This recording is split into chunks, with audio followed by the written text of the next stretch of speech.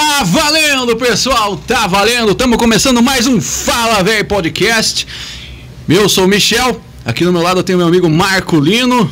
Estamos aí, pessoal, mais uma vez. Pra quem achou que isso aqui não ia dar certo, até que já estamos indo pra frente. O único problema é que eu esqueci completamente já, apesar dos pouquíssimos episódios, eu não sei que número a gente tá, cara. Tu tem ideia? Esse dia eu tava indo pra Beltrão, tava tentando pensar, sabe? Mas eu acho que é o sétimo, oitavo, sei lá. Sétimo, oitavo já, cara? É, o TDAH não me permite lembrar disso daí. Mas quero que tu me fale, cara, eu tava pra Cascavel hoje, o que tava fazendo? Cara, então assim, eu faço, meu filho mais novo, o Davi, tá fazendo umas terapias, que ele é autista, né? Então assim, a gente acabou fazendo lá em Cascavel, tem uma clínica, o Dr. Diego Venera, que veio aqui, sim, né? Que eles fazem tipo um tratamento intensivo, é como se fosse uma escola lá, que lá vai ter um fonoaudiólogo, vai ter um terapeuta ocupacional, vai ter psicólogo, enfim, vai ter uma série de profissionais que vão trabalhar ele são 3 tardes, 4 horas por tarde, né? Então eles vão trabalhar para estimular ele, né? Então assim, tem em Beltrão, tem em Doizinhos, mas a gente acabou fazendo com o Diego ali, dando uma moral para ele também, que ele é um rapaz novo, né, também. E pô, estamos tendo um resultado muito bom, né? E hoje a gente eu fui levar ele lá porque ele foi consultar com o neuro, né? E acho que essa semana que vem ele vai fazer a avaliação para ver como é que tá a evolução dele, né? Mas nós temos que ir direto para Cascavel, minha esposa mesmo vai 3 vezes por semana lá. E quando às vezes eu vou junto com ela para dar uma mão também, que não é fácil. Então já aproveita o embalo, Marcolino, e fale aí da mecânica do Marcolino. Mecânica do Marcolino, oficina do Marcola, o que for aí, chama nós. Temos atendendo aí há mais de 12 anos já em Nova Prata do Iguaçu, sendo proprietário. Eu sempre brinco, né, que a gente trabalha com os problemas dos outros, né? Mas, cara, é uma profissão que eu escolhi, eu gosto muito dela, né? Me identifico muito, me dou muito bem com meus clientes. E assim, quem precisar, fique à vontade, né? Chama nós aí, temos WhatsApp, temos Instagram, temos Facebook, temos tudo lá, chama nós aí. O WhatsApp é 46-99102-5270. E precisar aí, revisão final de ano, manutenção de troca de óleo de câmbio automático, suspensão, direção, freio, motor, transmissão, injeção eletrônica, é nóis. Até porque não tem como pegar a estrada sem revisar o carro, né? Mas ele tem que ter o telefone do cara do guincho. Tem que ter o telefone do cara do guincho e do Marcola. Do Marcola, chama o Marcola. Também aproveitando já essa sequência de informações, vamos falar da UPCAM, Hospital do Câncer.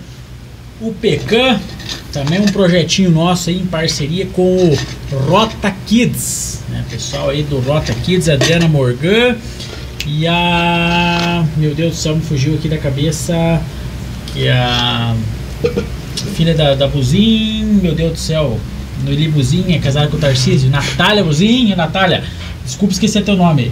Elas que fazem a mentoria do Rota Kids, elas estão convidadas, querem vir aqui também participar do nosso podcast. Estão convidadíssimas. E elas cuidam junto comigo, onde tem os cofrinhos em todos os comércios da cidade, quase todos aí. Então se você vê esse cofrinho lá, sobrou 10 centavos, 5 centavos, 25 centavos, 50, R$1, o que for, coloca ali dentro esse dinheiro, a gente vai, quando tiver o cofrinho cheio, o pessoal do comércio chama a gente lá, né? A gente vai lá, abre o cofrinho junto com o proprietário, contabilizamos o dinheiro, há uma ata, como se fosse uma ficha, onde a gente preenche junto com ele lá.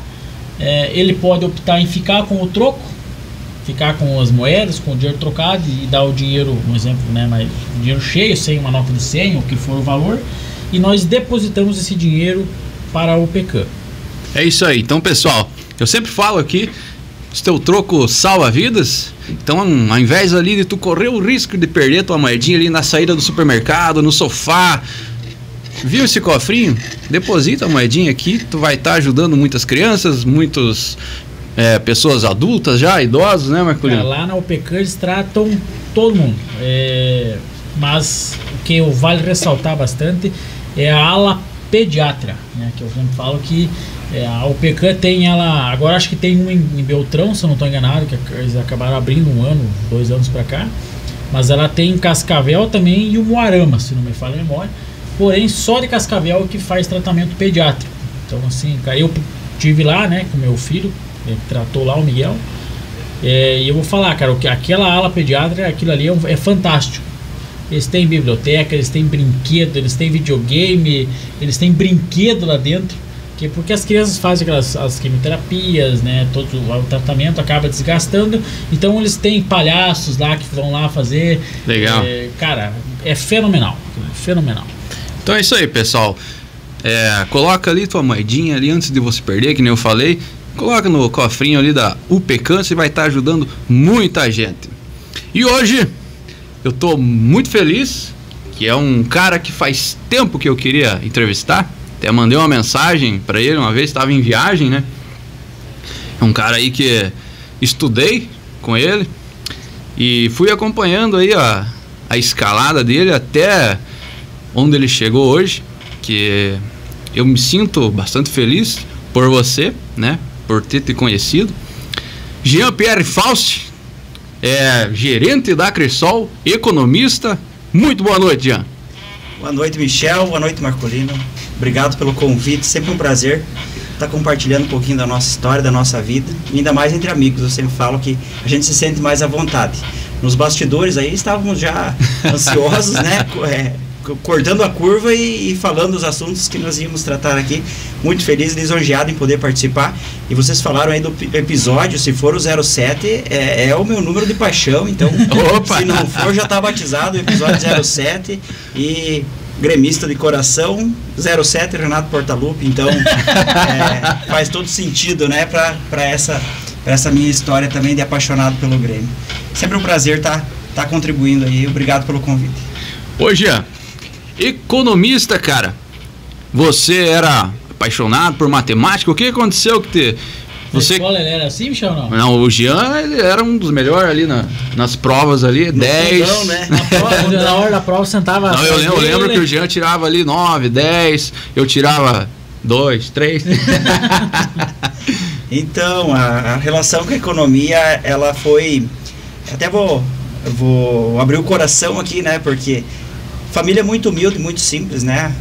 Criado pela mãe desde os 7 anos, o pai é alcoólatra, né? Nós perdemos o pai, eu tinha 18 anos, e com 7 anos a minha mãe resolveu seguir a vida dela para cuidar dos filhos, eu e meu irmão, né? E aí eu sempre falo assim que eu fiz a escola do jeito que deu, né? Eu nunca fui estudioso, gostava do fundão, gostava da conversa, né? Nunca desrespeitei ou maltratei um professor, mas eu não sentia uma afinidade com a leitura, com o estudo, matemática, então era uma derrota, né?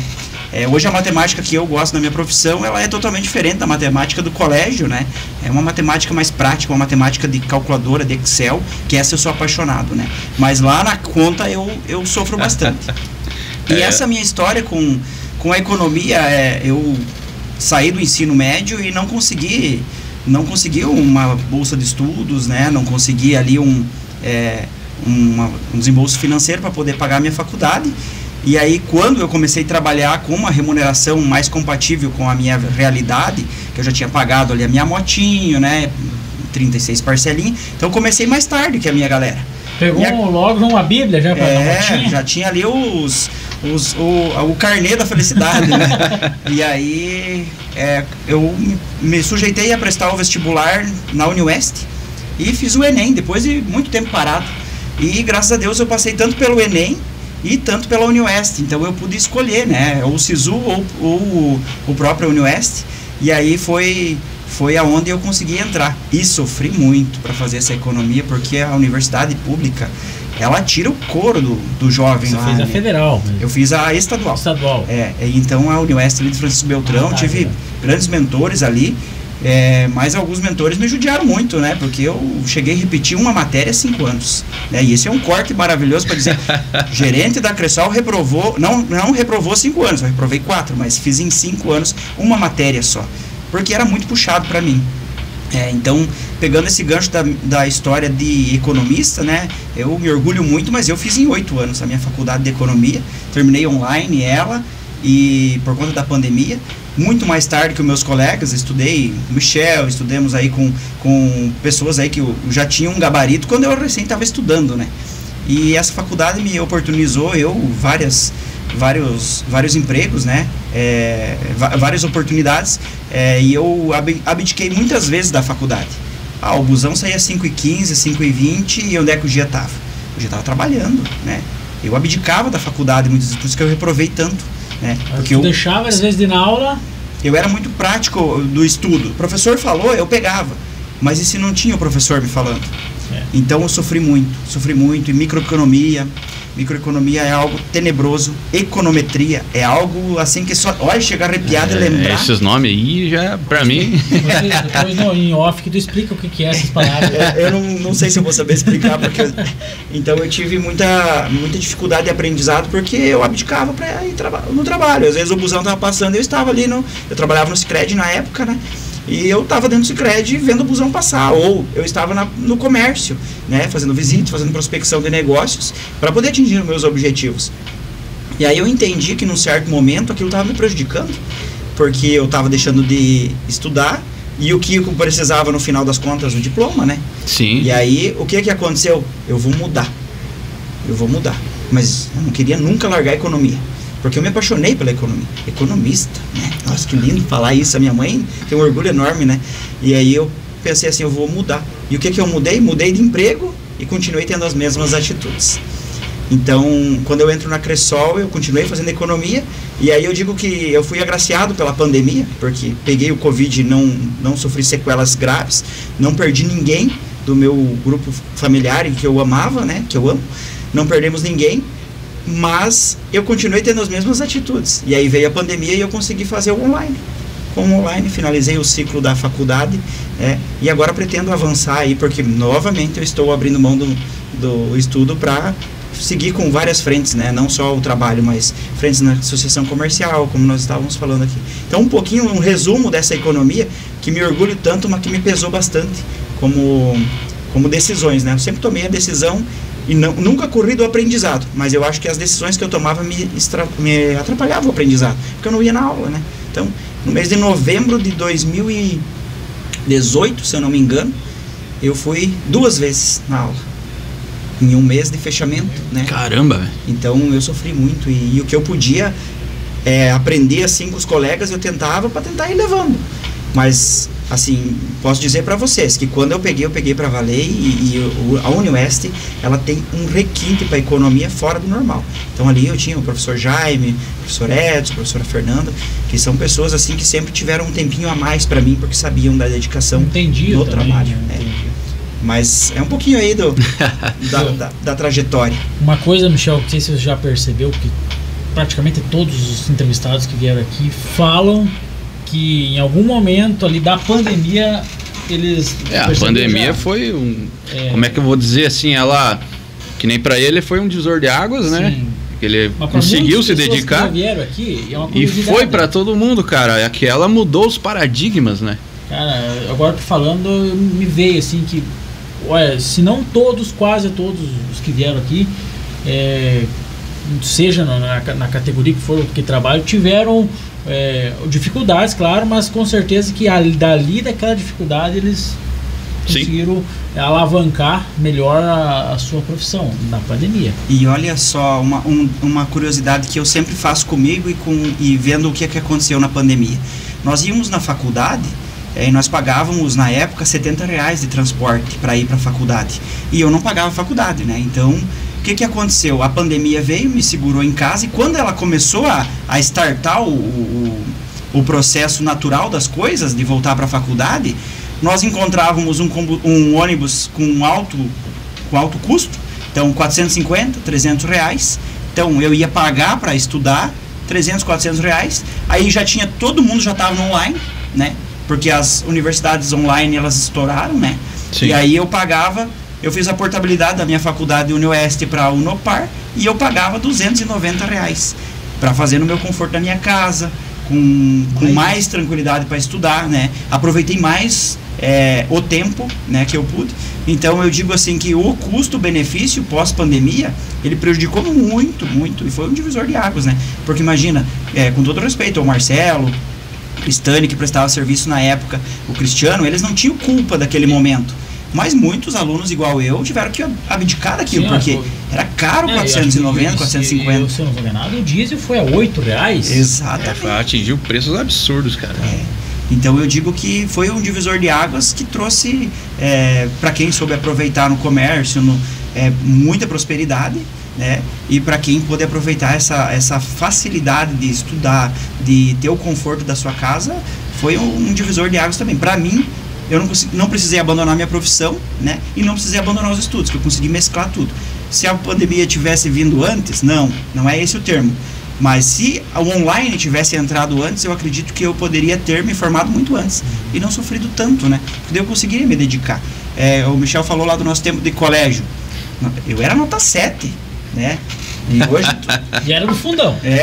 Mas eu digo assim, conversar, a gente sempre aprende a conversar bastante, né, com as amizades que faz. E eu acho que hoje o principal motor do crescimento profissional não é só técnica. É ter um bom network, mas com muita conversa, com muita harmonia, né? Então, o fundão daí se prevalece, né, da parte mais técnica, né? Porque eu vejo assim, essa questão da escola, vamos comparar aí. Eu tenho muitos amigos também que estudaram comigo, né? Mas eu vejo assim... Eu tenho bastante também, cara. Assim, essa questão de você, que nem eu vejo você hoje, gerente lá da Cressol lá, você é um líder lá dentro. Então assim, isso aí a faculdade não ensina, no meu ponto de vista.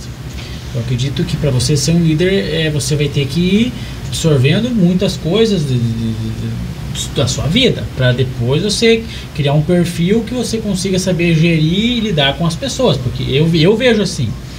Então, isso aí, para quem estuda na escola, é o cara do fundão, é o cara ali do meio ali, que tem um pouco de contato com o pessoal da frente, que sabe às vezes conversar um pouco com a professora, e que tem aquele pessoal lá, o da bagunça, que como aliado, é uma visão que eu tenho. Não sei, Michel, o que tu acha? É mais ou menos parecido.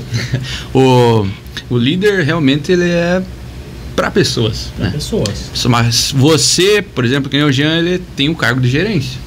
Ele também tem que ser chefe, né, Jean?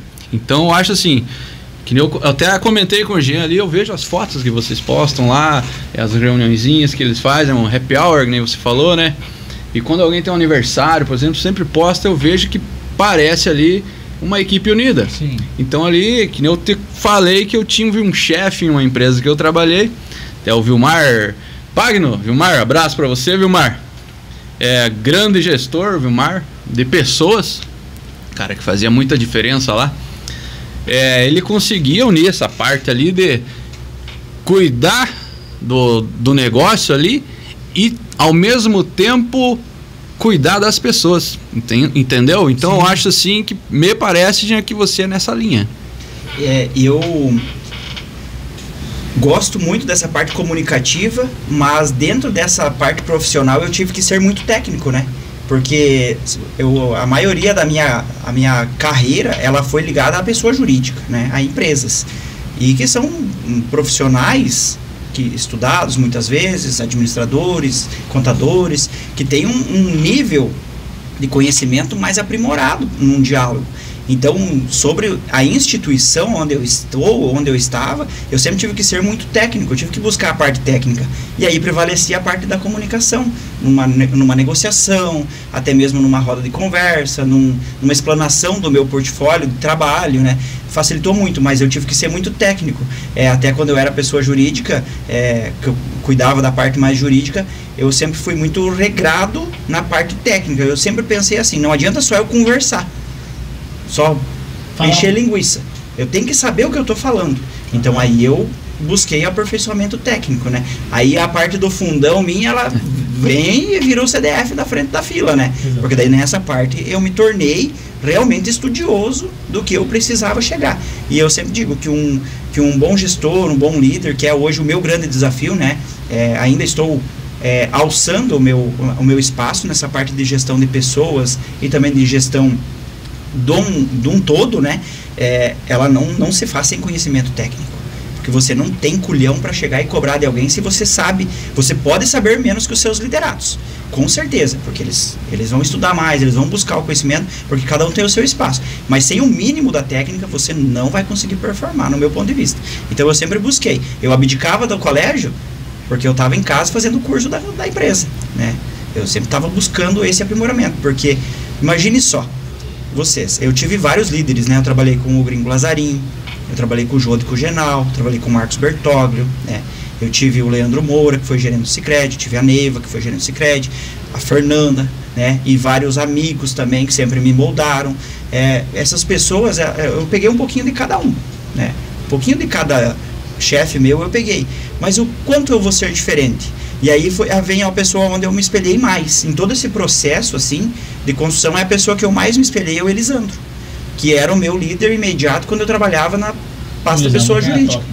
Então, e eu peguei assim, eu não sou igual ao Elisandro, ele não é igual eu. Sim, mas eu um cara que é muito legal, muito maneiro. Mas eu sempre pensei assim, eu não quero ser igual a ele, mas eu quero ser igual a ele, com a minha identidade. Porque é um cara que eu via onde ele chegava, ele abraçava todo mundo. Onde ele chegava, todo mundo gostava dele, ele se comunicava muito bem, ele era estudioso, né? Ele não deixou de ser, né? Mas eu sempre me espelhei na pessoa Elisandro para construir o meu perfil. E graças a Deus, né, tivemos carreiras parecidas, né? Tanto eu quanto ele, e eu acho que esse é uma receita de sucesso. Você saber muito sobre o que você faz, mas se permitir, né, ter um relacionamento, ter um momento diferente.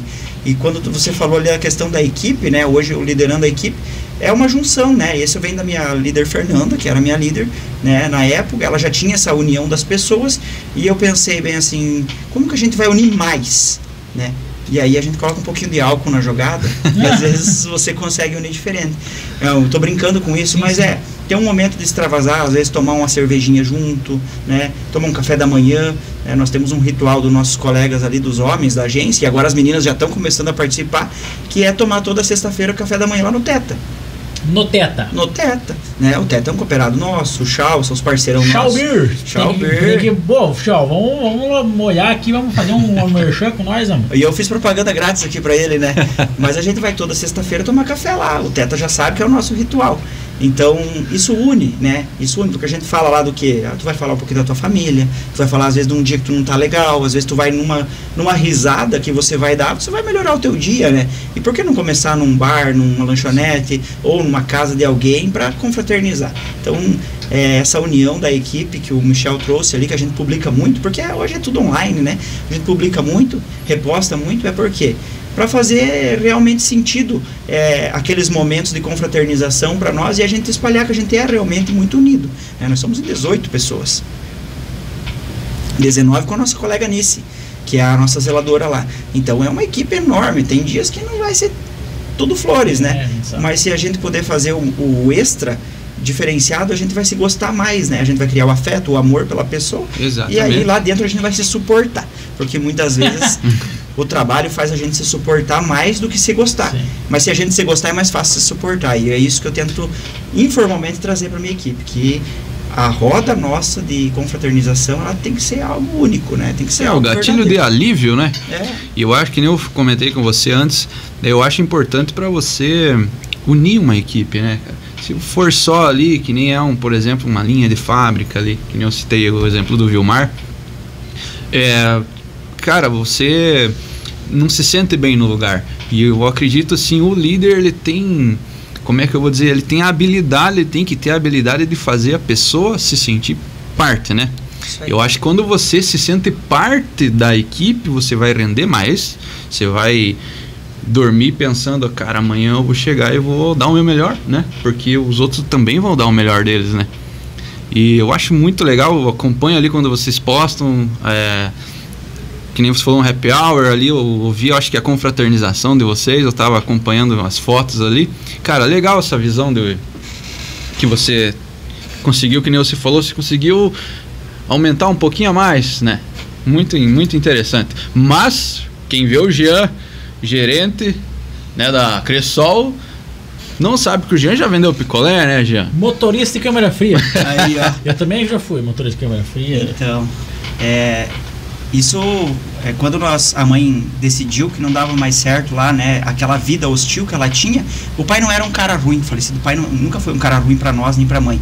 Mas a bebida sempre traz um clima insalubre, algo difícil de lidar, né? E quem já conviveu sabe. E aí nós fomos morar ali com o vô e com a avó, né? Vocês moravam onde? No Ouro Fino, lá com o vô e com a avó, no sítio deles. E aí a minha tia de Curitiba, a tia Mana, né? Ela tinha uma casa, ela morava em Curitiba, ela tinha uma casa aqui na cidade e falou: por que vocês não vão lá cuidar? Alugar não valia nada. Isso há 25 anos atrás, né? Mais até, 28 anos atrás, o patrimônio não tinha valor. Era difícil para você conquistar uma casa, mas não tinha valor real, né? Era difícil de ter, mas não era para todos, né? E aí nós viemos cuidar a casa dela ali. E aí com isso pensei, tem que ajudar a mãe, né? Porque o emprego também não era algo abundante. Me diz, tu é filho único, não? Eu e meu irmão, somos em dois. Uhum. E aí nós viemos para a cidade e eu tinha que ajudar a mãe. Era muito sofrido. O pai não conseguia pagar pensão, porque tudo que ele fazia ele consumia, né? E quando ele conseguia mandar um dinheirinho era muito pouco para nós. E aí eu pensei, eu vou buscar alguma oportunidade. Eu tive um grande amigo meu, o Edson, e ele falou bem assim: eu vendo picolé lá com o Veloso, vamos lá trabalhar com nós. E tinha uma equipe maravilhosa, cara. E já cortando um pouco, para ter um carrinho com pneu de câmera, era um pacoado o vendedor, né? E aí eu fui, cara, vendia o picolézinho no final do dia. Vou ver se tu lembra, tô te cortando, ok. Eu lembro, o preço do picolé da Moreninha. E tinha aquele picolé que era o crocante e tinha o Sander que falava. E o sorvetão, 2 bolas que só o Veloso tinha, lembra? Esse aqui eu não vendia, eu vendi pro Lauro. Lauro? Qual que era o preço? Olha, o pessoal que tá em casa vê a diferença do preço a Moreninha, 35 centavos. 35 centavos. O picolé de fruta, 25 centavos ou 30 centavos, se eu não me engano. O sorvete, 2 bolas, que daí só o Veloso tinha na época, 50 centavos. O Sundae, R$1, se eu não me engano. E o crocante também era R$1, né? R$1. Se eu não me engano. Cara, isso, olha, eu chego de lembrar assim, eu começo a ficar muito feliz, sabe? De olhar para trás e saber quanto era digno e lindo de trabalhar. E aí eu já tinha uma afinidade, não era o bar do Teta ali, eu não lembro, era do Pauleto, eu acho, né? Era o Pauleto. E o Veloso era ali do lado, a gente vendia, né? E aí foram um tempão trabalhando com ele e depois ele foi embora. E eu já passava ali no final do dia, comia um pão com salsicha ali no Pauleto e ia pra casa. Levava os troquinhos, chegava em casa, entregava tudo pra mãe, sobrava os 50 centavos pra comprar um Biluzitos no outro dia da escola. E aí eu era tipo rico, né, cara? Eu conseguia ter um Biluzitos por dia, graças ao meu trabalho, né? E o que aconteceu? Depois eu fui trabalhar com o Lauro, né? Com o Lauro ali, porque o Veloso foi embora. Trabalhei com o Lauro um tempão também. Depois fui limpar o ônibus do Ivan Silveira, né? Ele fazia a entrega dos alunos. Era poeira, meu irmão. Nossa senhora, aqueles ônibus antigos nas linhas de comunidade. E aí eu limpava o ônibus pra ele.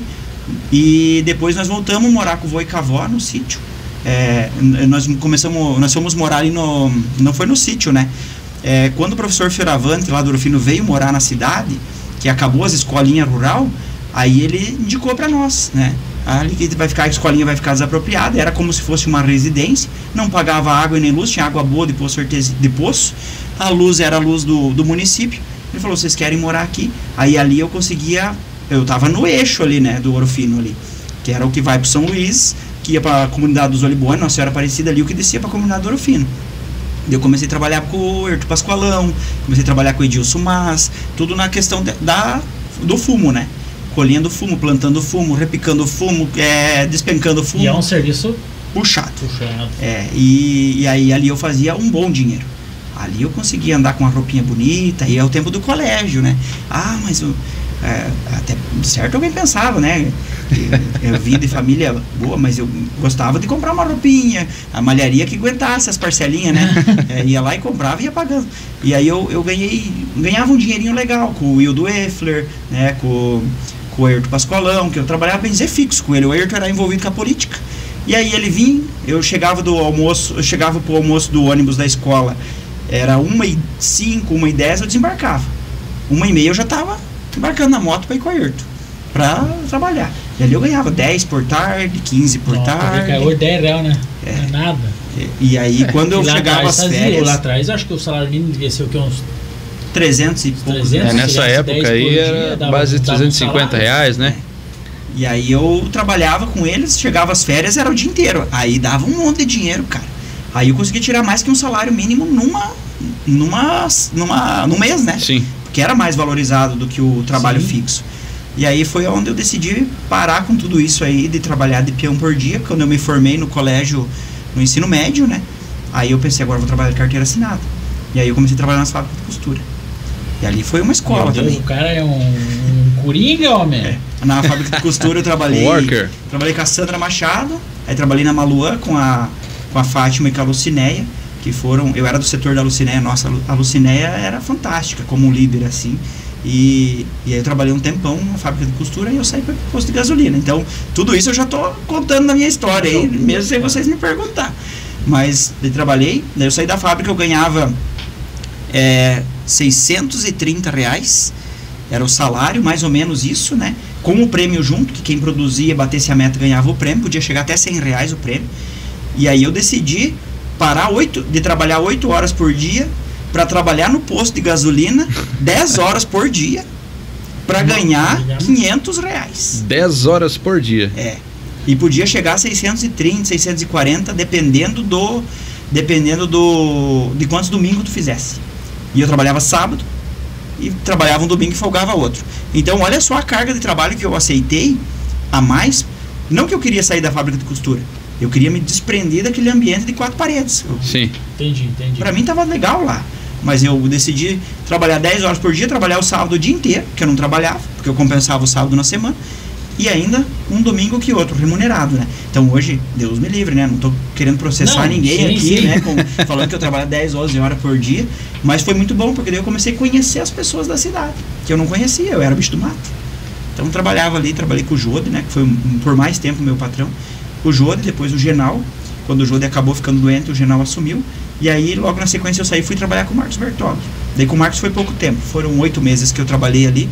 E aí, eu falei bem assim, não vai dar mais, né? Esse ritmo de horário não tá compatível com o que eu preciso estudar. E eu fazia o curso técnico de administração já no colégio, não dava. Aí eu não dava os horários, sabe? Eu sempre chegava atrasado no curso, e esse curso eu me dediquei. Logo depois do ensino médio, ele abriu um curso técnico em administração. E aí, esse curso eu me dediquei pra caramba, sabe? Aqui na cidade? Aqui na cidade. Era a professora Rose, que hoje é secretária da Educação, ela tocou um pouco do curso, e a professora Dionis Rossetti, que fizeram a mentoria, e o professor Rafael Cerezoli. Eles revezaram esse curso. Na verdade, eles eram só os monitores, né? O curso era total online pelo Instituto Federal do Paraná, EAD, e eu tenho esse diploma de técnico em administração. E aí foi um divisor de águas, porque foi quem me deu as primeiras oportunidades. Porque então, como eu falei antes, eu não fiquei todo aquele tempo pós-ensino médio parado. Eu fiz esse curso técnico, né? E esse curso técnico me deu a oportunidade de entrar no Sicredi, que eu me orgulho muito, né? Me orgulho muito porque jovem, mas não tão jovem quanto os demais que entravam numa instituição financeira. E eu já trabalhava com o Gringo Lazarim nesse tempo, trabalhei 2 anos.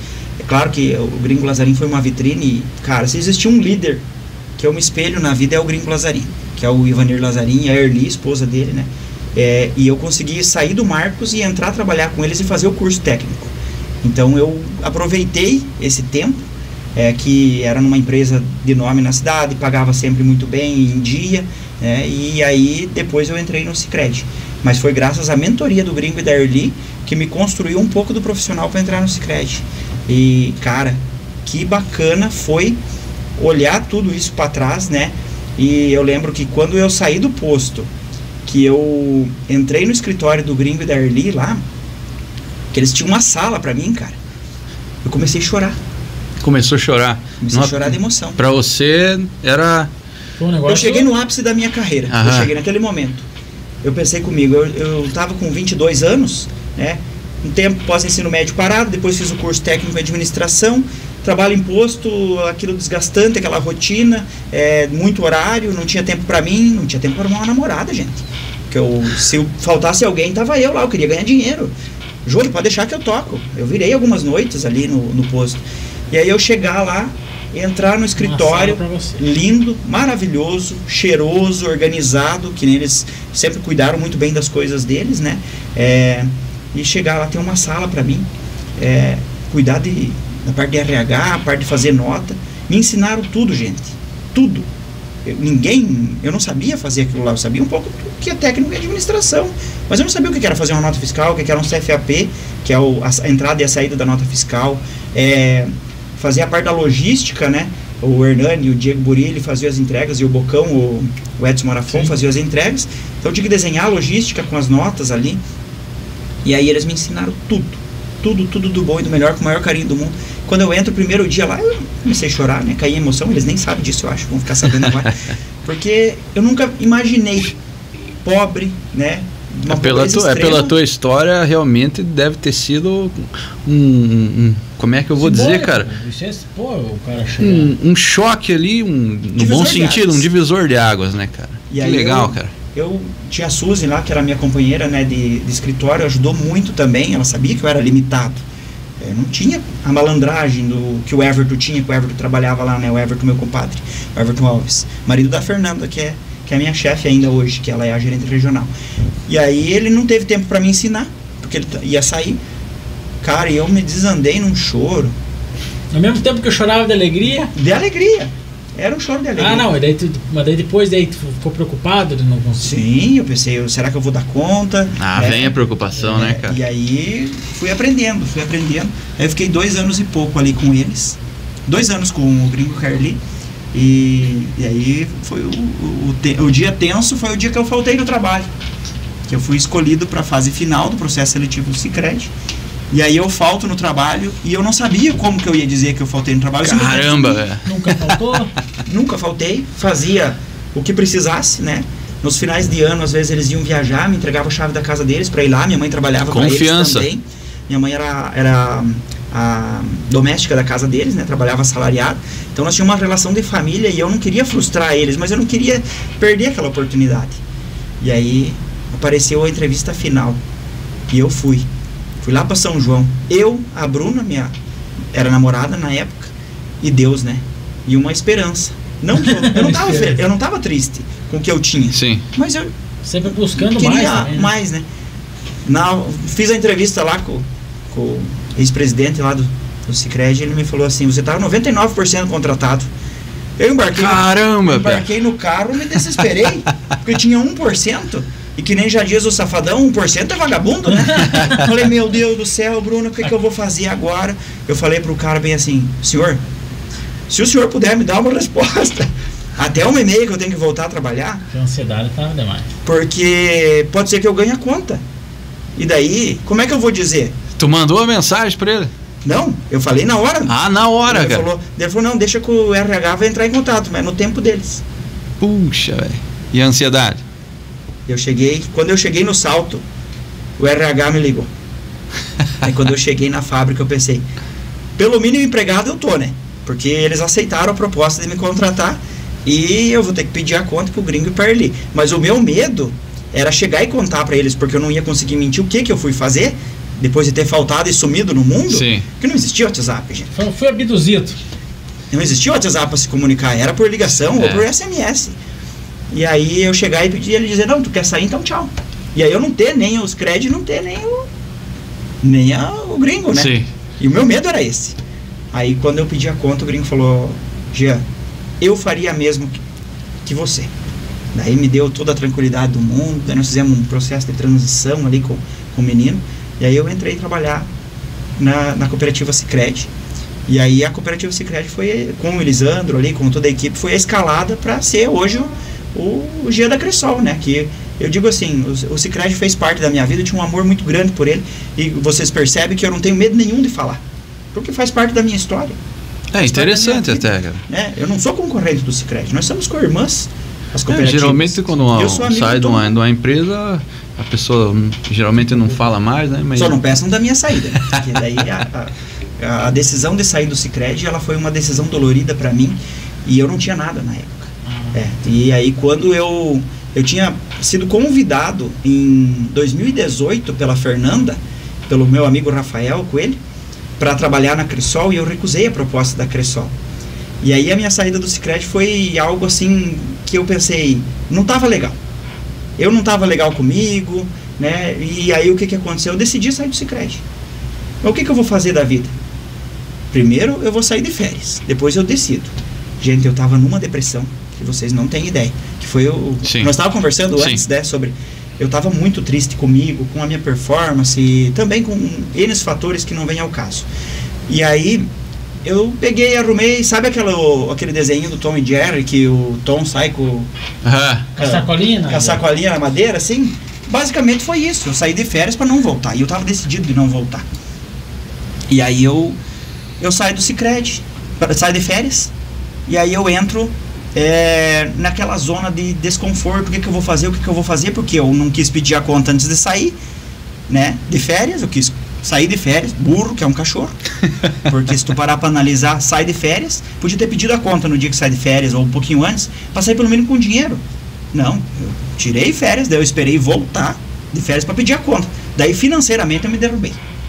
Aí a depressão era maior ainda, porque tinha a frustração de sair e a depressão financeira que eu passei, porque eu tinha muita coisa pra fazer e com viagem marcada pra praia, bebendo e luxando. Ah, mas você anda menos. E aí o que eu fiz? Brasileiro, né, cara? É assim. Eu mandei uma mensagem pra Fernanda, né? Durante esse período aí, nós tava fazendo uma faxina, a Bruna veio passar comigo, ela viu que eu não tava legal. Veio passar comigo essas diaradas de férias ali. E aí eu mandei uma mensagem pra Fernanda. Fernanda, saí de férias e não pretendo voltar a trabalhar na Sicredi. Se tu souber de alguma coisa ou se a porta da Cressol estiver aberta, eu estou disponível. Aí ela bateu lá em casa. Ela sabia onde eu morava, mas são compadres, né? Amigos. Bateu lá em casa. O que aconteceu? Chegou lá, eu com os cabelos assim, com a barba que eu nem tenho, parecia que apareceu. Uma depressão. Só falei, Fernanda, eu não quero mais. Não quero mais. Ela falou, não tem vaga no pessoal, mas se tiver alguma coisa eu vou te ajudar. Como amiga. E aí me deu aquele choque de realidade. E a Bruna sempre me puxando. Aí nesse mar de depressão tive duas pessoas. Duas pessoas que foram diferenciais na minha vida. Que foi o Diego Pastore e o Léo Pastore. Essas duas pessoas começaram a me puxar pra cima nesse percurso. Começaram a me puxar pra cima. Jean, o que tá fazendo? Tô indo aí na tua casa. Porque eles viram que eu não tava legal. E aí quando eu voltei a trabalhar no Sicredi, foi no dia 3. Eu tirei o período nobre de férias ali, que foi final do ano. Então o primeiro dia útil era dia 2 e dia 3. Isso. Eu voltei, tive que voltar. E aí dia 4 e dia 5 era sábado e domingo. E dia 6 a minha líder imediata voltava de férias. Então eu não achava justo eu não pedir a conta para o meu líder imediato, porque eu ia frustrar todo um processo, né? Aí eu peço a conta e fico mais 20 dias parado, até ter o aceite da Cressol, porque daí eu já estava totalmente disponível, né? Eu pedi a conta e estava disponível. Conversei com a Fernanda, conversei com os meus líderes lá, que são até hoje o Marcelo e o Leandro e a Fernanda.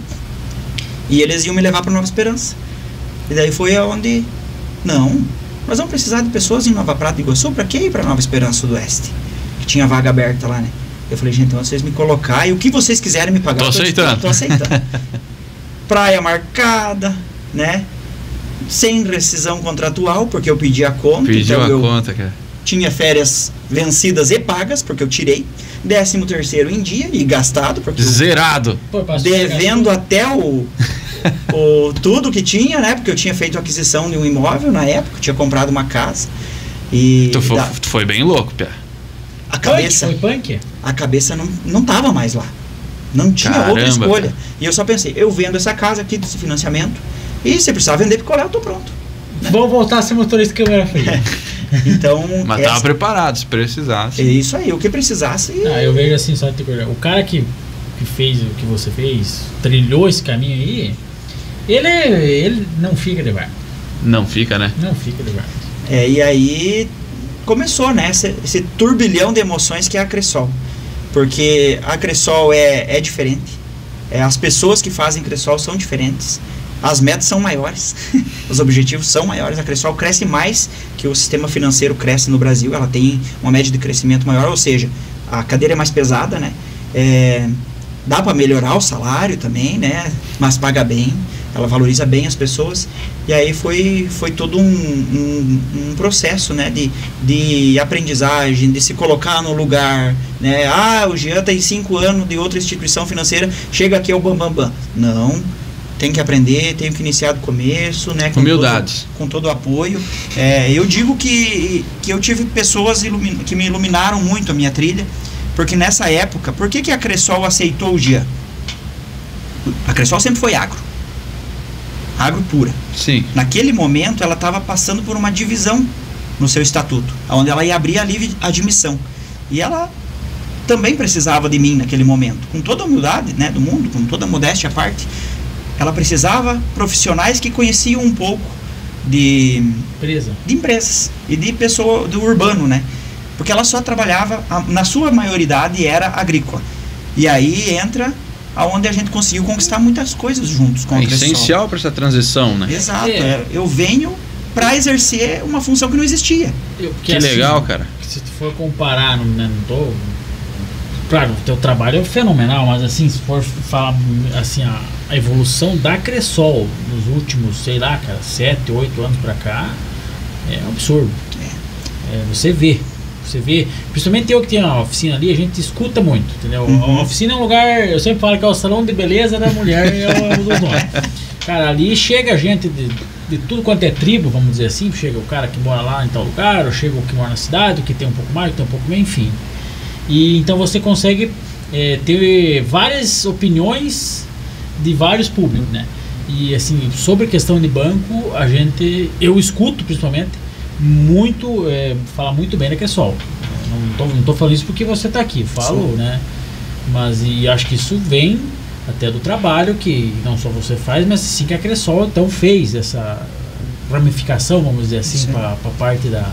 Ela dividiu os setores, né? Aceitou esse novo público que até então, pelo estatuto, ela não era aceita, porque era exclusivo para agricultores, e ela precisou para se reposicionar como uma grande cooperativa, né?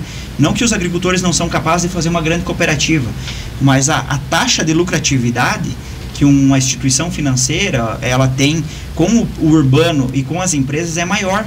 Porque vamos parar para analisar no cenário de um agricultor que paga ali a taxa de 4% num custeio, num investimento, né? Desses 4%, o valor é total repassado, não é recurso da Cressol.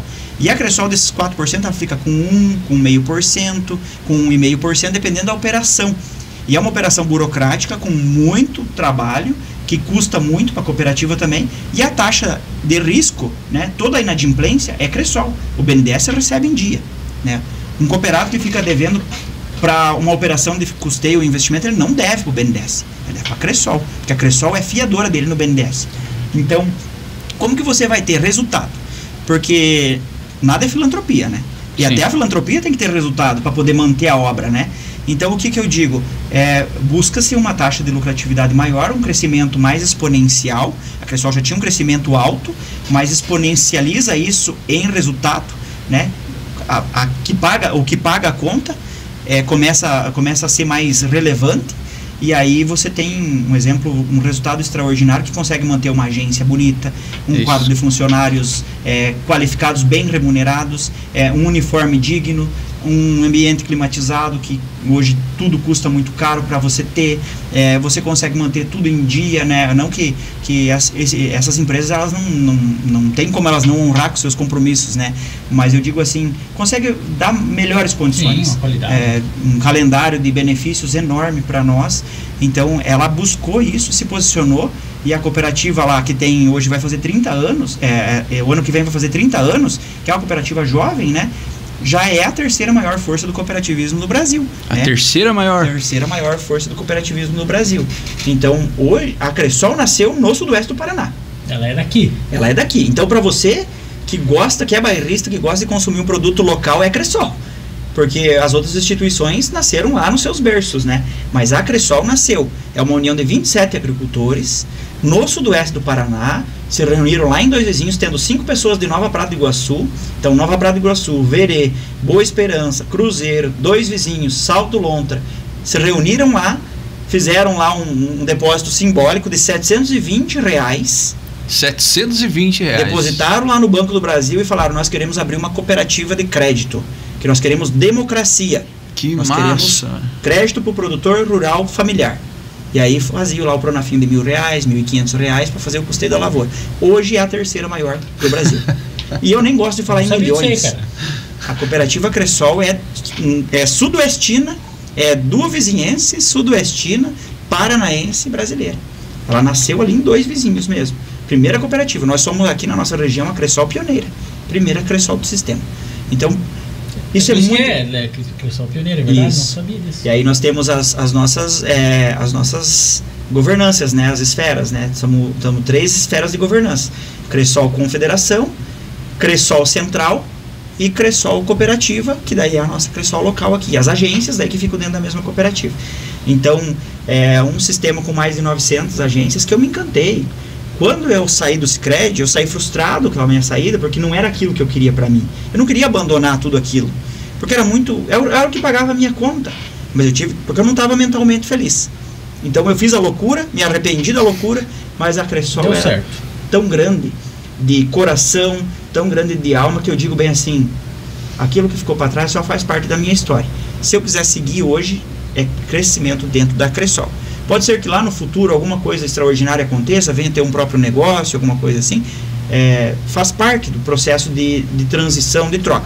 Mas hoje, dentro da minha mentalidade, eu tenho projeção para 10 anos dentro da Cressol.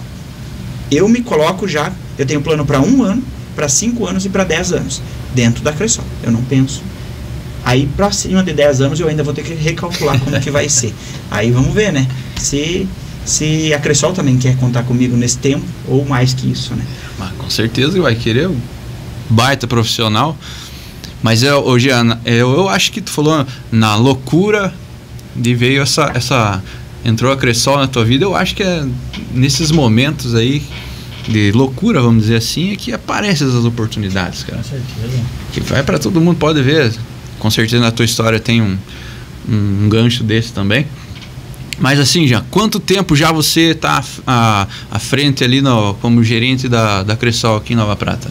Eu tenho 10 anos de sistema financeiro, somando todos, né, as duas instituições.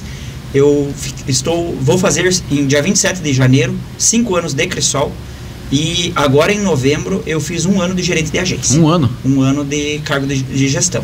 A Fernanda foi promovida a gerente regional, né, em agosto do ano passado. E aí eu fui para o processo seletivo junto com outros colegas, e aí eles me escolheram como gerente local.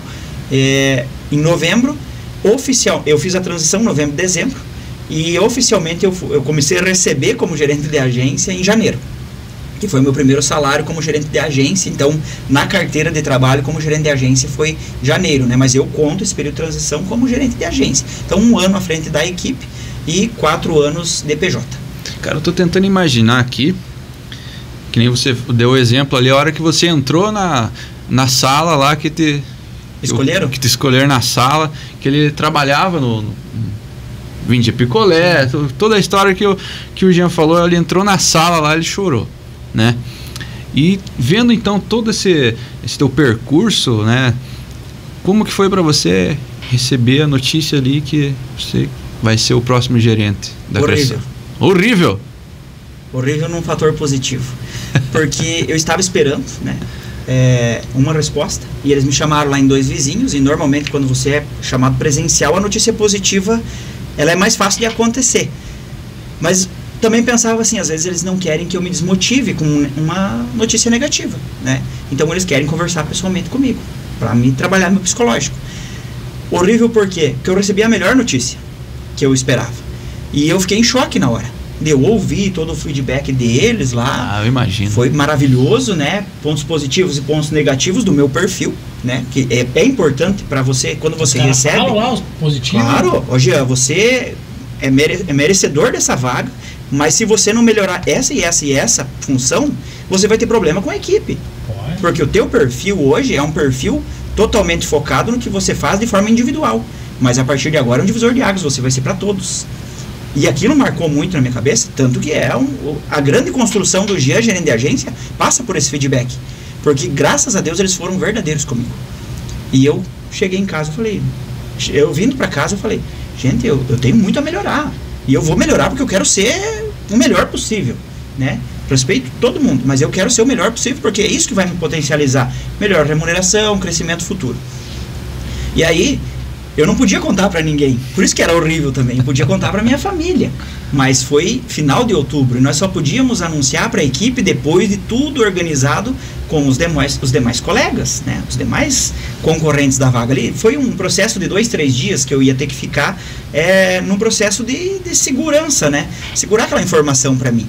Mas para a família eu já podia contar. Então foi lá em casa, foi a minha mãe, né? Chamou minha mãe, minha sogra, meu cunhado, meu irmão, o namorado da minha mãe, o namorado da minha sogra. Convidamos eles para comer uma pizza. Só que daí baixou minha adrenalina porque eu recebi a notícia que eu queria. E aí eu tava num momento de choque em casa. Porque todo mundo tava feliz e eu tava em choque. No choque baixou a adrenalina, saiu tudo aquilo. A realidade. Aquele peso, eu tava feliz. Eu tava tomando minha cervejinha aqui, mas eu não queria papo com ninguém. Tava pensando, né? Eu tava já desenhando meus 1 ano, 2 anos, 5 anos, 10 anos na minha cabeça. Aquilo tava borbulhando. E eu tava lá, eu não quero guerra com ninguém, né? E a Bruna falou, você não tá feliz. Ela só me dizia isso. Eu chegava e falava, amor, a tua mãe tá aqui, eu tô aqui, ó, meu irmão tá aqui, o teu irmão tá aqui, tá todo mundo feliz por você, o que tá acontecendo? Você não tá feliz? Tô feliz? Eu dizia, mas eu tava em choque. Em choque, né? De felicidade. É pesado. Cara. E aí no outro dia eu tinha que trabalhar a minha mente, porque a galera da agência sabia que eu tava concorrendo e eu digo assim, torciam, né, para que tivesse um final feliz, ou para a pessoa que eles queriam que viesse para a agência, ou para mim, alguns torcendo para mim, outros torcendo para outras pessoas, né, mas de forma geral, todo mundo torcendo para que desse certo, né. Sim. E aí vinha e me falava, Jean, deu certo? E eu, meu Deus, eu só dizia, viu, tá tudo certo, pessoal. Não, mas tu foi ontem lá, o que eles falaram para ti? E aí, qual que era a minha mentalidade? Pô, eu vou ser o líder dessa galera, sendo colega deles, né? Ou seja, na Rádio Peão eu tava, e agora eu vou ser o assunto da Rádio Peão. Né? E eu pensava assim, como que vai ser esse processo? E aí quando conseguimos abrir para a equipe, né, eles fizeram a surpresa para mim, porque quando nós íamos anunciar que eu tinha sido escolhido, a Fernanda fez lá o que tinha que fazer e eles ficaram sabendo por ela e fizeram uma mega recepção pra mim, que daí me deu, meu Deus do céu, agora é verdade, daí caiu a ficha quando eu consegui anunciar, né? E foi muito bacana, Michel, tipo, a mesma sensação de entrar naquele escritório lá do Gringo Lazarim, lá, foi a mesma sensação, porque eu lembro muito bem que eu subi no mezanino da Cressol, e há um mês atrás nós tínhamos participado da convenção lá em Santa Catarina, a convenção da Cressol geral, de todas as Cressols, de todas as cooperativas da Cressol, e tocou uma música lá muito emblemática, e eu comecei a chorar no meio da convenção, porque eu senti que lá eu seria o gerente da agência. A música Sonho, do Atitude 67, inclusive cantada pelo Atitude 67, Caramba, que é um grupo que eu adoro de paixão, sabe? E aí eles colocaram de fundo aquela música para me receber como gerente da agência, porque eles sabiam que eu gostava, e eu falei para a Jaque que faz o nosso marketing interno da agência ali, que ajuda muito nós, falei, Jaque, se eu conseguir essa vaga, eu preciso ouvir a música Sonho do Atitude 67. E aí ela já me meteu tudo aquilo e eu tava sozinho no mezanino, quem conhece a agência lá vai se localizar. Eu comecei a olhar e, pelo que vocês perceberam, eu sou muito chorão? Não, em algumas oportunidades, né? Quando é necessário chorar de felicidade. Eu comecei a encher o olho de lágrimas com aquele momento, sabe? Porque parecia que eu estava entrando, ia ser o meu primeiro dia de Cressol, parecia que aquilo tudo era um sonho que eu estava vivendo, e eu comecei a olhar aquelas mesas assim, e falei, putz, cara, eu consigo também visualizar, ó. E aí foi muito emocionante, sabe? Daí a galera, uma festa, assim, aí confraternizando, fizeram um vídeo, os bandidos, né? Que eu falei que vocês são bandidos. Eu me desandei, assim, numa emoção que não tinha em consolo, assim, porque cada palavra que eles falavam era mais emocionante para mim, né? Eles podiam me chamar de filho de não sei do que, essas coisas, podiam me dar um soco na costela para travar aquela emoção, mas tudo que eles falavam era muito bonito e era, sabe, gratificante. E eu desejo que, assim, se um dia, né, eu puder fazer uma transição com alguém que eu consiga promover, alguém formar um líder também, como a Fernanda me formou, né, na agência, que seja tão lindo quanto foi para mim, porque eu agradeço aquela equipe de forma única, assim, o que eles fizeram naquele momento, para mim foi muito simbólico, eu fiquei muito feliz mesmo. E 1 ano já, né, cara, parece que foi ontem, eu lembrando de tudo isso me emociono também, porque eu acho que foi o ápice, né, de toda a construção de história. porque hoje eu sou responsável por uma das maiores empresas do município. A Cressol é uma empresa, ela é uma cooperativa. E o gerente é a figura presente do dono, né? Ele se posiciona como líder, mas ele é a figura presente do dono. Quem que é o dono da cooperativa? O cooperado. Mas o gerente tem que fazer o negócio acontecer. Então, eu digo assim com muito orgulho, eu sou o responsável por uma das maiores empresas. Eu não sou o dono, mas sou o responsável por uma das maiores empresas do município de Nova Prata do Iguaçu. Uma empresa, uma instituição que dá mais de 10 milhões de resultado líquido por ano. 10 milhões por ano? 10 milhões. Aqui na região. Nova Prata. Nova Prata do Iguaçu. Caramba, cara, agora eu tô me... Pasmem, a agência de Nova Prata do Iguaçu está entre as 5 maiores do Brasil. De Nova Prata? Cressol. A Cressol Brasil, pensem em a Cressol. Aonde vocês forem no Brasil inteiro, que vocês vêem uma lojinha da Cressol lá. A agência de Nova Prata está entre as 5 maiores. Nós somos a segunda maior em ativos administrados, mais de 250 milhões administrados, e em resultado nós estamos entre as 5, nós somos a quarta. Então, num geral, eu digo que nós somos top 5, top 5, Cressol, Nova Prata do Iguaçu. Se algum dia alguém falar assim, meu Deus do céu, no Brasil inteiro, sim, das 900 agências, nós somos top 5, nós somos top 5 de resultado e de ativos administrados. Perdemos hoje para dois vizinhos sul em ativos administrados, nós somos a segunda. Disputando muito pau a pau com o Verê. Então notem vocês que o cooperativismo ele dá certo em cidades pequenas. Por isso que nós somos as maiores, né? Estamos entre as maiores, porque é municípios até 50 mil habitantes, com cultura cooperativista, predominantemente do sul, que tem essa essência cooperativista, né? Até para vocês entenderem, em São Paulo, como é que a Cressol é em São Paulo? A Cressol está se consolidando em São Paulo. Ela também. Ela precisa se consolidar para poder dar o resultado, para poder crescer dessa forma. Porque cooperativismo não é uma prática de São Paulo, do Rio de Janeiro, de Minas, até tem, mas não é muito. Do Nordeste, de forma geral, não tem. Do Norte também não tem cooperativismo tão forte. É o Sul. Então, forte. é o Sul, porque as principais cooperativas do Brasil foram fundadas no Sul. Né? Se a gente pegar o Sicredi no Rio Grande do Sul, o Cicobi, se eu não me engano, me falha a memória, Santa Catarina, um dos berços dele, Cressol Paraná, aquela cooperativa Ailos lá, que tem muito, que é a Evolua, uma ligada, ela é de Blumenau, Santa Catarina também, Via Cred, Uniprime, todos são cooperativas de crédito, que são no Sul. No Sul, né? E aí você para analisar o cooperativismo de forma geral. Coamo, Cocamar, tem bastante, Lar, né? essas cooperativas de produção, Coasul, a Copacol, todas são cooperativas do Sul, né?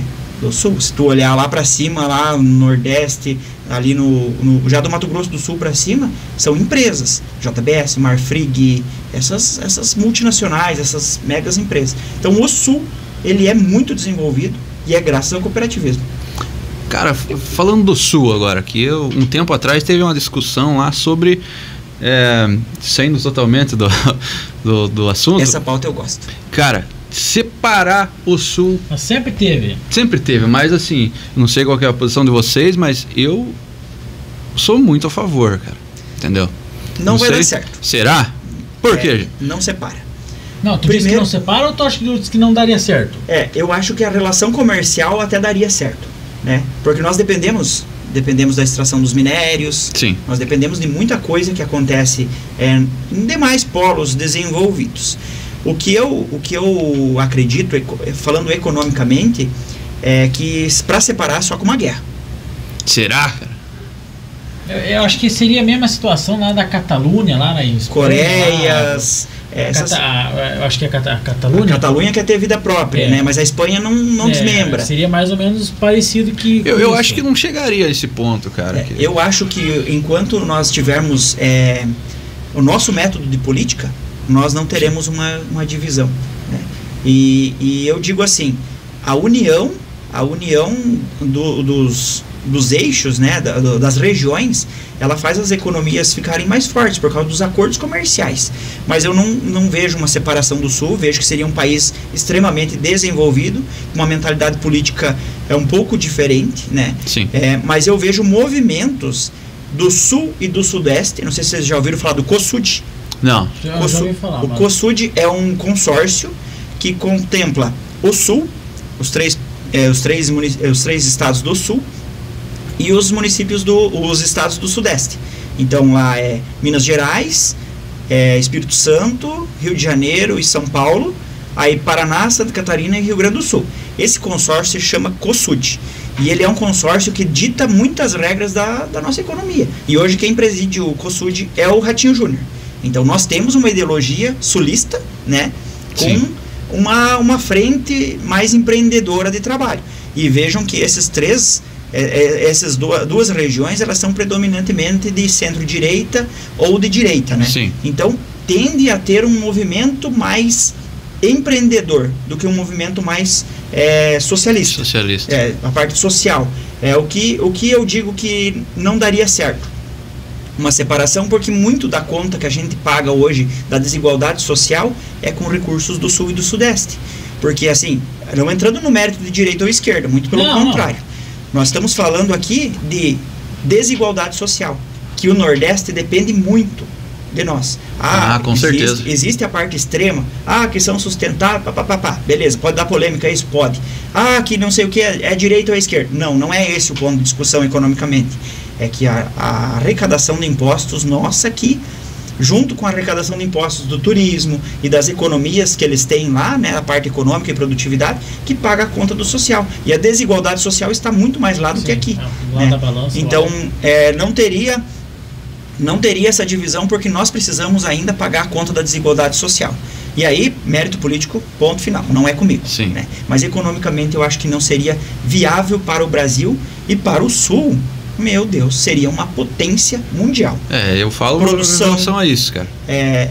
Se vocês parar para analisar hoje França e a Alemanha, elas são o que são hoje, e o que predomina lá dentro delas é o cooperativismo. E no Brasil nós temos 10% hoje do Brasil é cooperativismo. Então, e desses 10% está tudo no Sul.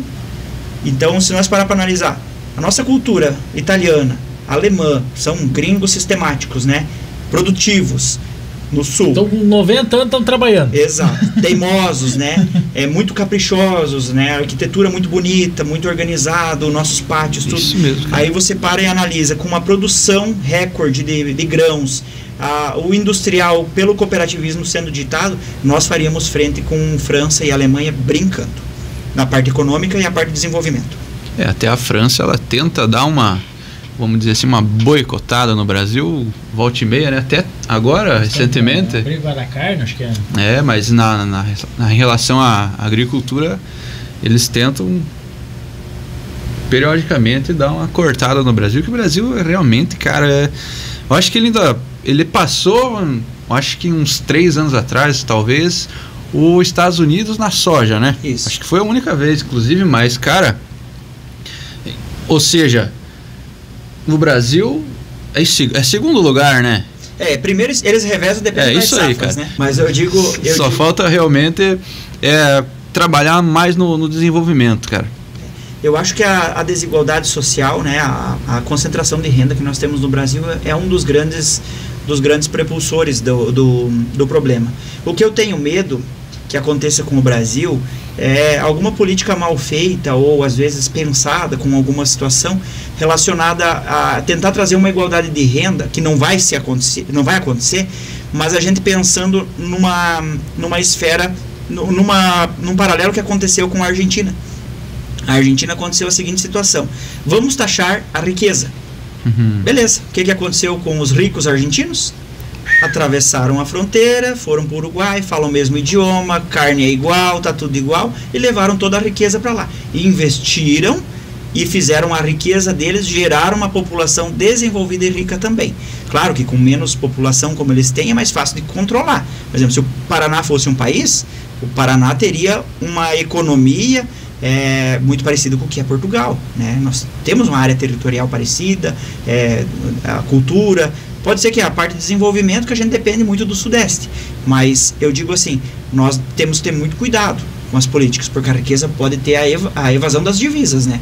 Economicamente falando, isso é a riqueza indo embora. Sim. Eu sou multimilionário, vocês vão taxar o meu dinheiro? Tudo bem. Então, não tá bom o que eu estou fazendo aqui, eu estou gerando emprego, gerando renda e pagando impostos, então eu vou para um país que tem um paraíso fiscal atrativo e vou gerar o que eu estou gerando aqui. Eu particularmente, eu acho uma ideia extremamente ultrapassada. E eu digo que às vezes a desigualdade ela é necessária para continuar a política, né? A desigualdade ela tem que acontecer, ela tem que ter essa mentalidade que a gente tem hoje de pobreza às vezes, porque discurso. Isso é populismo, isso é discurso, isso é voto, né? Então se a gente não tivesse essas mentalidades, muitas vezes a gente teria a Câmara dos Deputados totalmente diferenciada, a Câmara do Senado, o Senado totalmente diferenciado, os nossos vereadores, os nossos prefeitos, né? Nem vou falar da esfera política nacional, porque isso é muito grande para a gente discutir, né? Mas eu acho que tem um jeito, eu só me preocupo com as novas gerações. Com as novas gerações eu me preocupo com qual é a absorção de conteúdo que eles estão tendo, né? Porque isso pode refletir diretamente no intelectual, porque hoje é tudo muito fácil. Você joga ali, a inteligência artificial faz. Então, eles não vão precisar fazer um trabalho de escola, ter que fazer uma conta na calculadora. Ele só escreve o celular faz, né? Então, o que eu falei lá da minha matemática, de economista, eu amo Excel e amo a HP, a calculadora, para fazer cálculo matemático, né? Lá na escola eu aprendi mal e porcamente. No Excel e na calculadora, graças a Deus eu me viro.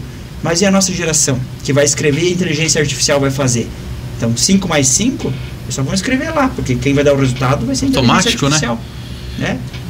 É preocupante, eu tô falando assim, é preocupante até aonde que vai chegar a tecnologia, né, cara? A tecnologia, eu acho que os robozinhos vão ter inteligência como nós. Será que vai ser realidade o exterminador do futuro lá ser dominado pelas máquinas? Cara, eu não sei não, hein? Elon Musk tá aí. Eu acho sim, ser dominado não digo, mas a gente já é, na verdade. Mas o que vem pela frente é a questão do desemprego, entendeu? Porque hoje, do tipo que as políticas públicas vêm sendo aplicadas, o funcionário, para você manter uma estrutura trabalhando, é caro. Tu vai lá e bota um robô ali, você simplifica o trabalho de 4, 5, às vezes tem mais funcionários, com custo praticamente zero, entendeu? Isso aí é uma coisa que eu acredito que dói, sim. Eu acho que é inevitável. E logo vai começar a acontecer. Agora eu lembrei do memezinho que eu assisti na internet, que é a única coisa que vai diferenciar nós da inteligência artificial. Que a inteligência artificial é lógica e nós não. São racionais. Tem um meme também que o pessoal colocaram lá um teste no trânsito, as máquinas no trânsito dirigindo os veículos e as pessoas. O computador fundiu, cara. Se o fumaça do computador, por quê? Porque ele falou assim, ele trabalha com a lógica. Não existia lógica naquele local ali, no semáforo não existia lógica. Então ele entrou em pânico e fundiu, cara, porque ele não conseguia entender como é que o ser humano consegue ser tão ilógico. Então eu acho que inevitavelmente a gente vai chegar nesse resultado. Alguns pontos assim hoje você já tem, né? Por exemplo, passar veneno, eu já conversei com o pessoal, você vai lá, mapeia drone. Você vai lá e mapeia lá bem certinho, e depois vai lá, o cara o drone passa veneno, ou mesmo o Uniport, enfim. Não precisa ter ninguém trabalhando lá. Já tá assim, né?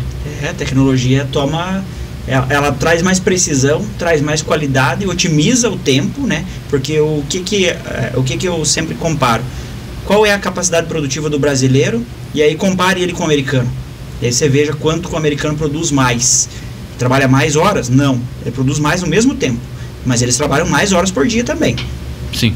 Então eu digo assim, a tecnologia, ela vem e ela já vem com o método americano. Ela é produtiva, ela otimiza o tempo, ela é tecnológica por si só, porque é uma inovação, né? E é o que vai tomar conta. E eu digo que a nossa maior taxa de desemprego não está em quem quer trabalhar. A taxa de desemprego está diretamente ligada a quem não quer trabalhar. Quem não quer trabalhar hoje está desempregado. Quem quer trabalhar tem espaço, tem muito espaço para trabalhar. Ah, mas o que eu tenho que fazer? Às vezes tu não precisa estar na tua mesma cidade. Você tem que ir para uma outra cidade, Sim. tem que ir para um outro estado. Ah, mas aqui não tem o que eu gosto de fazer. Cara, vai buscar outra oportunidade, não fica aqui então. Eu acho que é isso, sabe? Às vezes essa é a questão. E as máquinas vão vir para gerar esse desemprego, mas é de pessoas que não querem.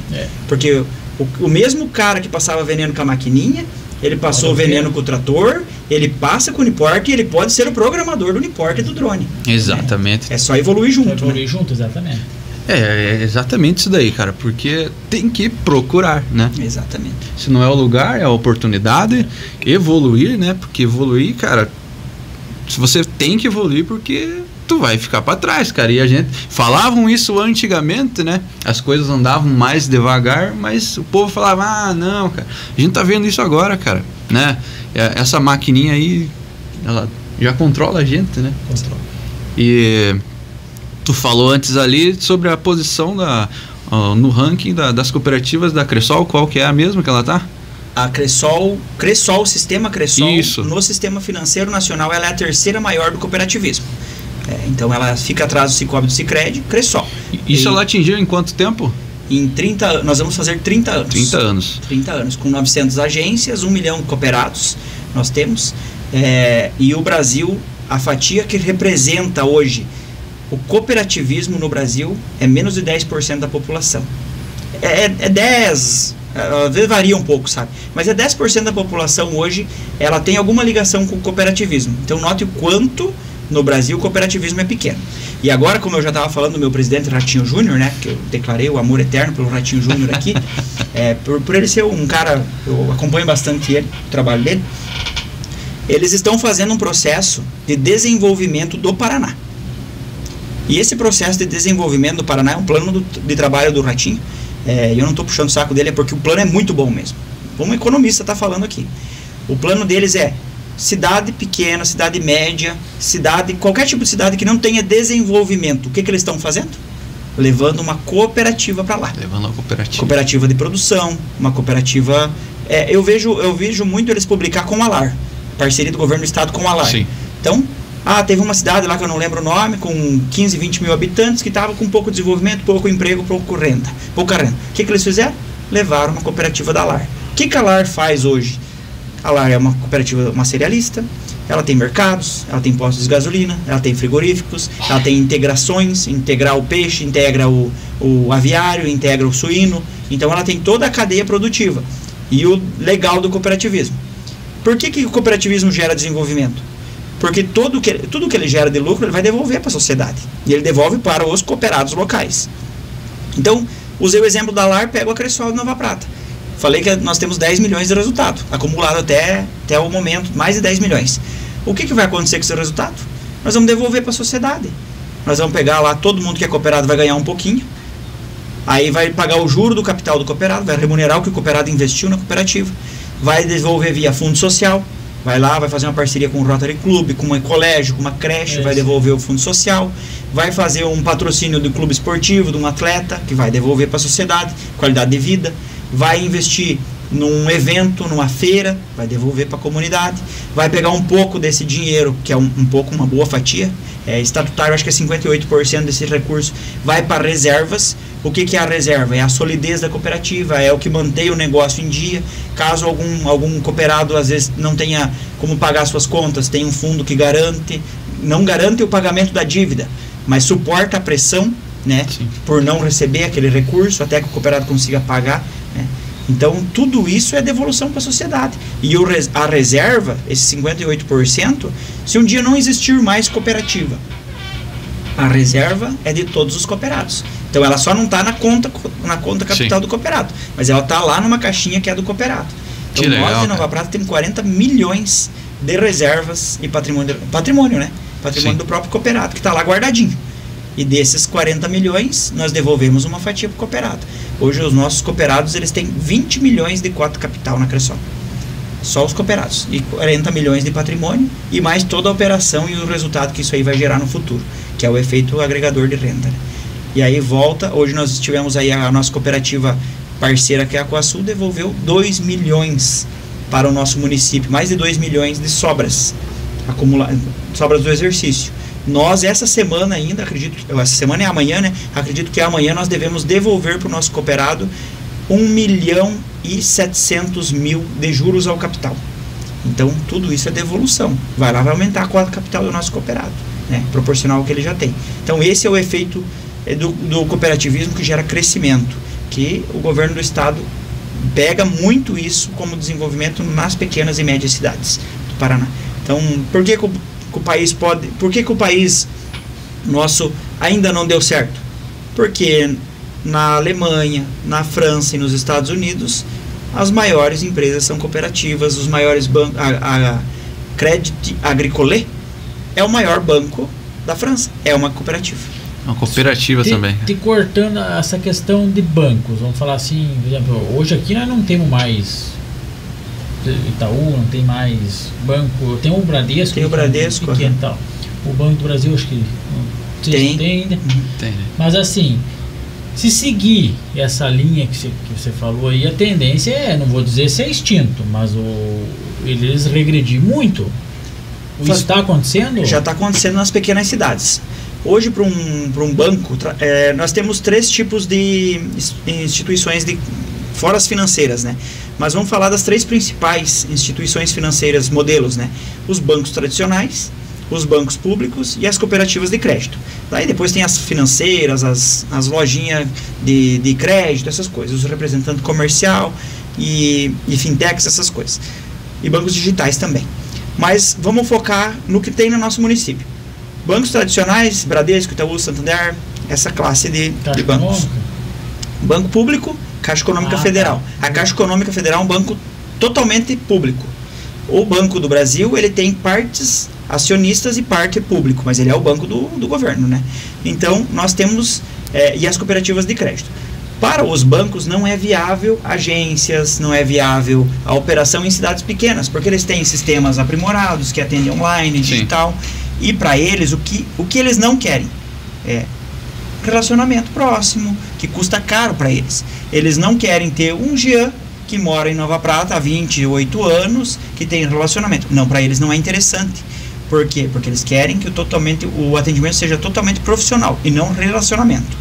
Entendeu? Então, os bancos tradicionais é assim. Os bancos públicos são funcionários de concurso, na maioridade deles, às vezes terceirizados, que tem a principal atividade é o fomento. Caixa Econômica Federal, Habitação e Crédito Rural, Banco do Brasil, Crédito Rural, e agora o Banco do Brasil com pressão por resultado, porque tem acionistas que querem ganhar resultado, né? E as cooperativas de crédito, aonde elas performam mais? Em municípios até 100 mil habitantes, onde esses bancos não querem. Eles não querem estar ali. Porque o que acontece? Tem bancos que dão um show nisso, tá? Na parte de relacionamento. Eu generalizei, mas não é esse o foco. Mas deu um problema lá na tua maquininha de cartão. Fulano de tal do banco X, vem aqui, viu? O Marcolino liga no 0800, cara. É uma plataforma que resolve para você. O gerente bancário, ele não está pronto para resolver o teu problema. Na cooperativa, nós somos treinados para resolver os problemas. Quando nós não damos conta de um problema técnico, ou seja, ter que trocar um fio de lugar lá, ou ter que trocar o equipamento, a gente vai recorrer. Mas na maioria das vezes a gente tenta resolver de forma humana. Só o que tem que ser mecânico mesmo ali, que tem que desmontar a máquina, trocar o equipamento, ou às vezes a tecnologia deu pau. É só quando a gente não consegue resolver. Mas às vezes ir lá, reformatar o equipamento, colocar lá uma senha de validação, isso aí o cooperativismo faz. Nos bancos eles não querem muito isso, né? O Banco Itaú dava resultado em Nova Prata? Dava, mas não era interessante para eles manter aqui. Por quê?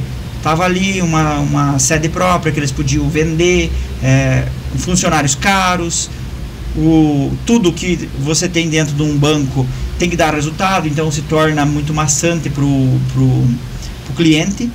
E o que acontece também na diferença? Por que eles não dão certo numa cidade pequena? Porque o povo está acostumado com o cooperativismo.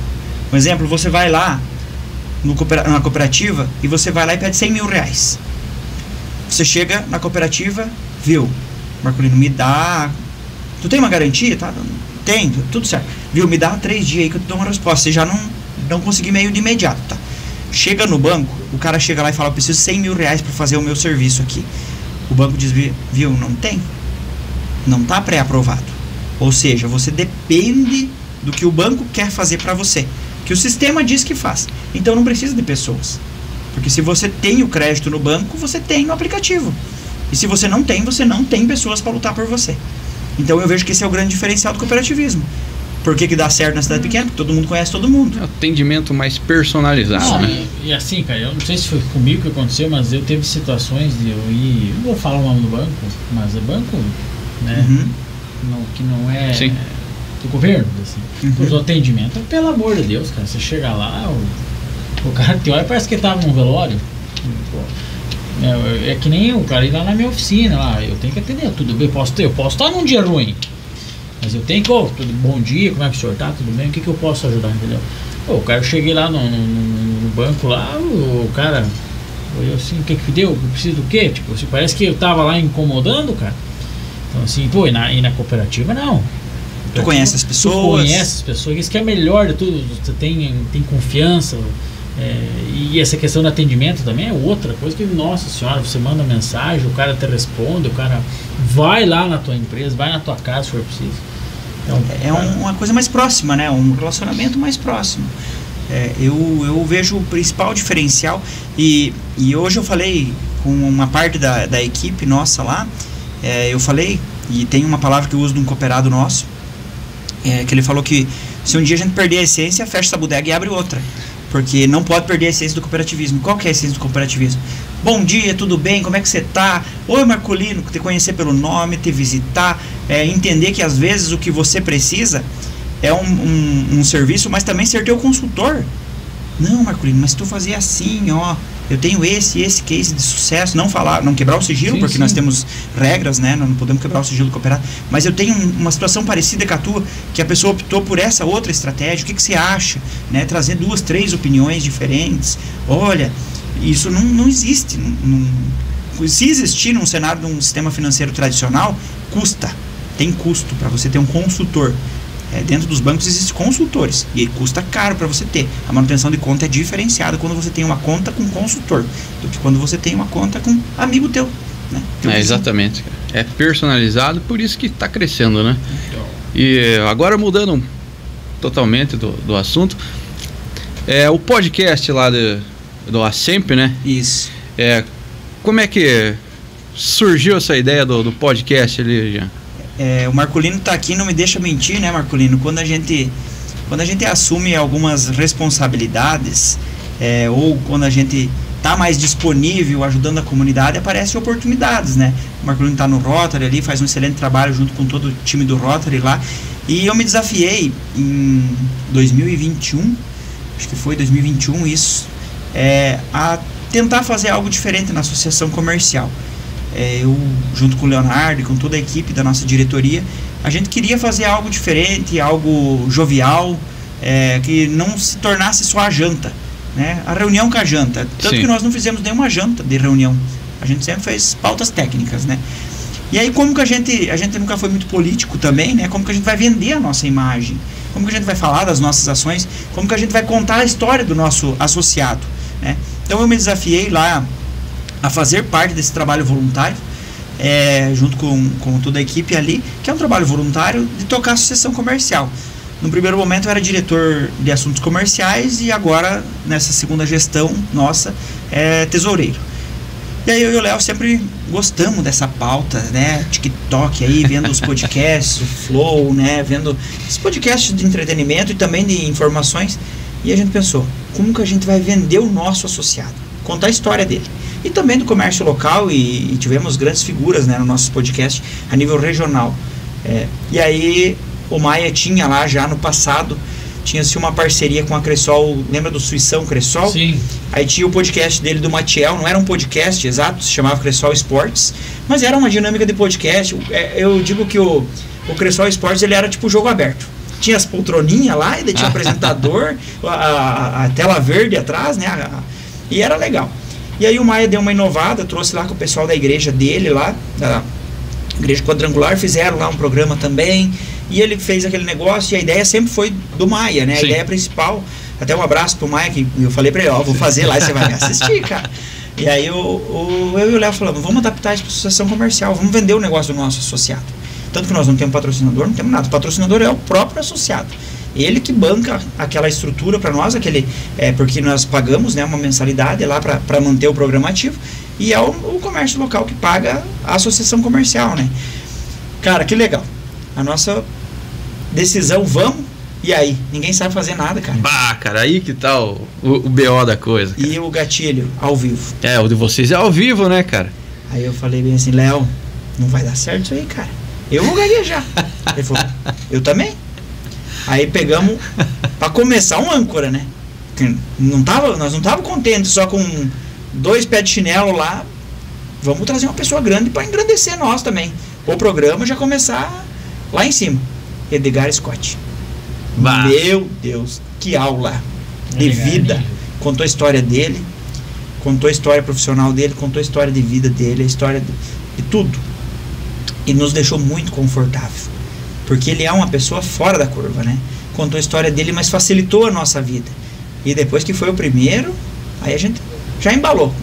Eu cheguei em casa, fazer um programa mais ou menos umas 2 horas entre o início ali e fazer com ele.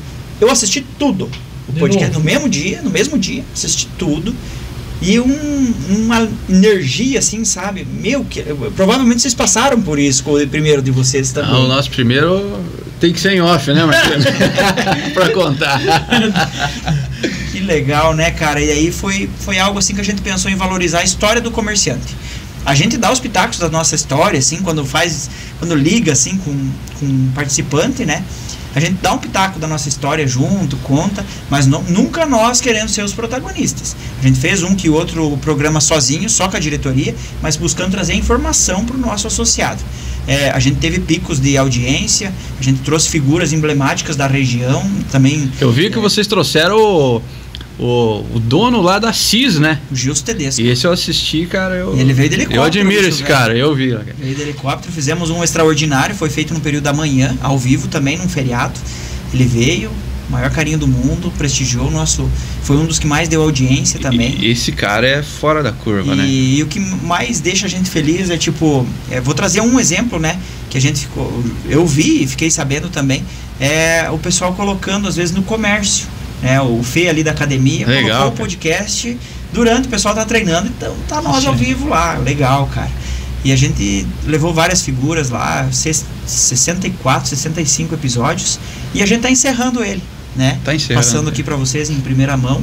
A gente teve uma reunião, eu e o Leonardo, a gente pretende não continuar, né, na associação comercial, porque a gente entende que muito tempo vira mesmice, às vezes a gente vai fritando os nossos neurônios, não tem mais inovação, não tem mais energia, né? Começa a ficar maçante, cansativo, né? Então, uma nova diretoria que possa vir aí tocar essa associação comercial. Se quiserem continuar com o podcast, a gente tá parceiríssimo para continuar junto, né? Fazer uma transição de 2, 3 episódios aí, mas a gente pretende não continuar com o podcast da SEMP nesse momento, porque é um projeto da associação comercial, não é do Leonardo, não é do Jean.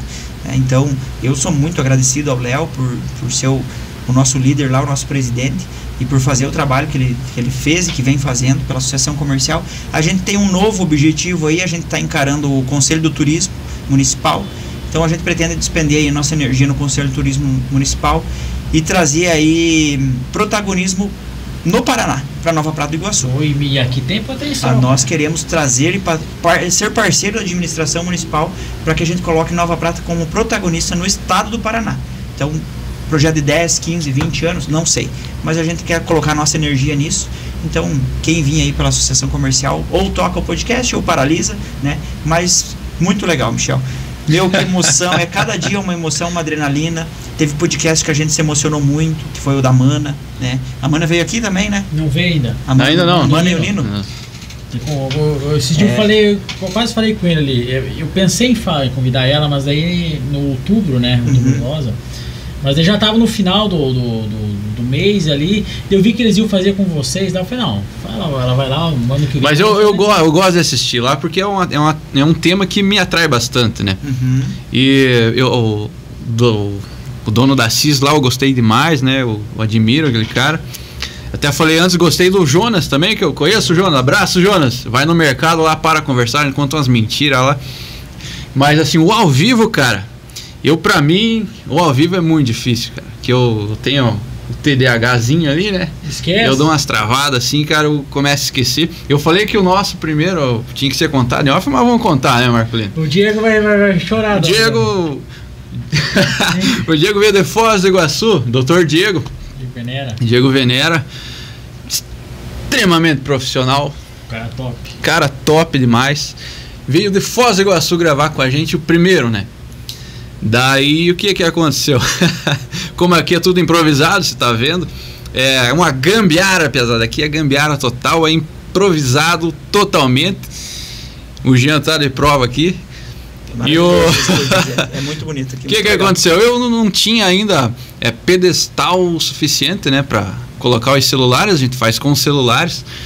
E daí eu coloquei o celular que ia gravar nós dois aqui, eu coloquei lá na luz, né? E durante a gravação aqui, tudo legal aqui, o celular deu uma pequena pendida e o Marcolino se soltou e foi pra trás. Ficou parecendo só pra cá. Beleza, daí eu não acompanho, né? Eu não acompanho aqui, eu gravo depois, eu edito tudo. Daí fui ver o tal da gravação. Só pra entender, se tivesse alguém ao vivo que cuidasse disso, ia ver, né? É isso aí. Daí eu olhei e falei, mas cadê o Marcolino, cara? Não existia Marcolino, só existia a parte do braço do Marcolino, a voz dele, eu apareci. O que a gente fez, Jean? Num domingo à tarde, né? Falei, como não foi ao vivo, ninguém sabe. Marcolino, vamos gravar a nossa parte de novo? Regravemos tudo a nossa parte. Gravamos toda a nossa parte. Que processo. Não, daí eu lembro que o Michel falou, vem com a mesma roupa e tal. Eu falei, cara, beleza, né? Me lembro, eu tinha cortado o cabelo, num dia eu tava cabeludo, no outro. Eu falei, cara, não, olha, daí eu vim de boné. Eu comecei a vir de boné daí. E pra não mostrar os cabelos brancos também. É. E daí, cara, mas o Diego nem sabe dessa não ainda, sabe, vai ficar sabendo agora. Então é isso aí, Diego. Nós regravamos tudo porque nós fizemos coisa errada aqui. Viu, mas nós que fizemos o ao vivo lá, não muda nada disso aqui. Nada. É isso aqui, é uma conversa, a gente trava também, dá risada, se emociona, porque é o que tá aqui, é uma roda de conversa. Eu sempre falo, o nosso convidado chegava lá muito nervoso às vezes, né? Nossa, podcast tá ficam, não, são pessoas. Trocava uma ideia, conversava um pouquinho antes, ficava todo mundo à vontade e bora, vamos gravar, vamos publicar, né? Vamos fazer ao vivo. E aí a pessoa vai se soltando. Nós fizemos acho que foi o penúltimo, Caju Cimis do Agro e o namorado dela. Eu acompanhei esse também. E ele tava muito nervoso.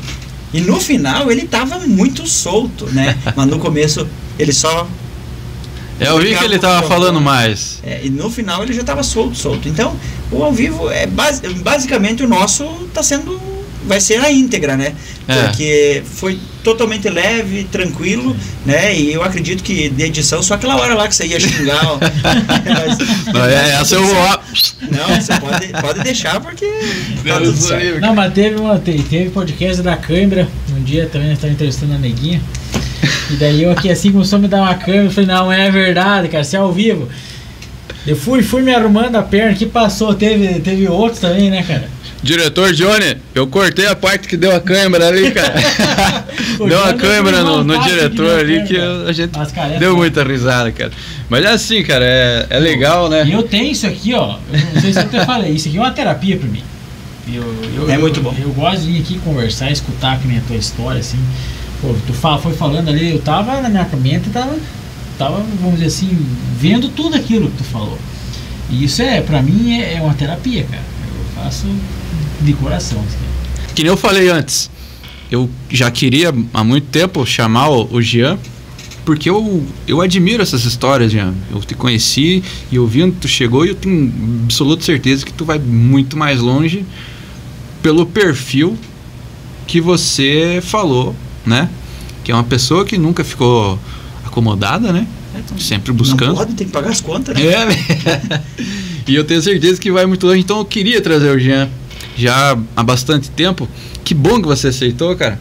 Porque eu fico feliz que eu gosto de ver as pessoas que eu conheci evoluindo, entendeu? Como eu não evolui nada, eu gosto de ver as pessoas contar as histórias delas, vir aqui, como é que você chegou, né?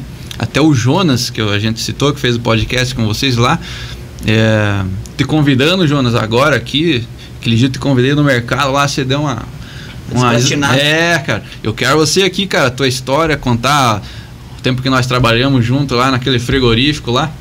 Então eu gosto de ouvir as histórias, de ver o sucesso das pessoas. Cara, eu fico muito feliz de te ver onde você está hoje. Ah, que benção. Né, cara? E outra coisa assim, tu falou do fundão da escola lá. Tu era muito bagunceiro? Aprontava? Cara, ou era mais de boa? Não, eu só... Como que eu digo assim? Cara, é que... É gurizada, sabe? No tempo do Cristo, eu era bem retraído. Então, o que aconteceu para mim melhorar a pessoa para virar, assim, eu digo, mais comunicativo? Eu comecei a mesclar a minha vida com os grupos de jovem. E daí, nos grupos de jovem, a gente normalmente tinha que fazer uma reunião, tinha que fazer uma oração, tinha que ler na igreja. E aí, foi quebrando aquela timidez lá do colégio. E aí... querendo vir uma baguncinha, tu começa a ter mais amigos, tu começa isso aí. E aí eu digo que o divisor de águas, assim, para perder aquela timidez lá do colégio, lá do ensino fundamental pro ensino médio foi os grupos de jovens. Grupo de jovens, cara, até a Aline esteve gravando com a gente aqui, ela tá resgatando, né, essa cultura, vamos dizer assim, aí, que ela era do nosso grupo lá. Eu achava que eu era muito, como é que eu vou dizer, desatualizado, eu achava que não existia mais, e ela me confirmou que realmente quase inexiste, cara. Na nossa época isso daí bombava, né, cara? Os matinê ali. Era um por comunidade? Exatamente. Hoje só tem um na cidade? Nós tínhamos aqui na cidade mais de 5, 6 grupos de jovens que às vezes se uniam, né, duas comunidades. Mas era o que ditava, sabe? A vida do jovem era em função de sair para o grupo de jovem, arrumar uma namorada, dançar uma música, tomar um refrigerante, tomar tomar uma cervejinha quando tinha mais idade, mas tudo isso, eu digo que a Igreja Católica, ela oportunizou muito os jovens a conhecerem alguma coisa além da família, além da casa, porque era muito difícil. Daí o que acontecia? Nós fazíamos as nossas reuniões, nós organizávamos a nossa gincana. Daí a gente, com o dinheiro da nossa gincana, nós mantínhamos um ano de operação, pagando ônibus, de deslocamento para nós ir nos outros lugares. Daí os pais e quem trabalhava sempre tinha um dinheirinho, né? Daí tu ia lá com 20, 25 reais, tu comia e bebia, e mais 10 para entrar no matiné. Então com 35 reais tu passava gordo. Tava feita a festa. E eu acho que a minha timidez, ela se perdeu por causa do grupo de jovem. Então o grupo de jovem é o gatilho. Aí no primeiro ano do ensino médio eu era muito tímido também. Aí no segundo e no terceiro eu já estava mais soltinho, sabe? Já estava mais à vontade. Mas não é que eu era do fundão. Os meus amigos eram do meio para trás ali, sabe? Então eu gostava muito de estar ali com eles. E até por causa que na nossa época, né, Michel? Sim. Existia um certo preconceito com quem ficava dos meninos, quem ficava muito na frente, né? Então, bastante preconceito. Então as meninas ficavam na parte da frente, não que todos eram CDFs, né? E os meninos mais para trás mesmo, meio para trás. Então eu digo que é o fundão, mas de uma forma muito carinhosa, porque era diferente na nossa época. Hoje os bandidinhos mesmo, os traquitanas estão bem no fundão mesmo. Mas eu não posso dizer que assim que eu era bagunceiro. Eu sempre tirei notas boas, assim, que deu para passar de ano. Eu lembro que na sexta série, sexta C, eu estudava, tinha eu e o Adamo que tirava nota acima de 6 que ia pro bom de bola.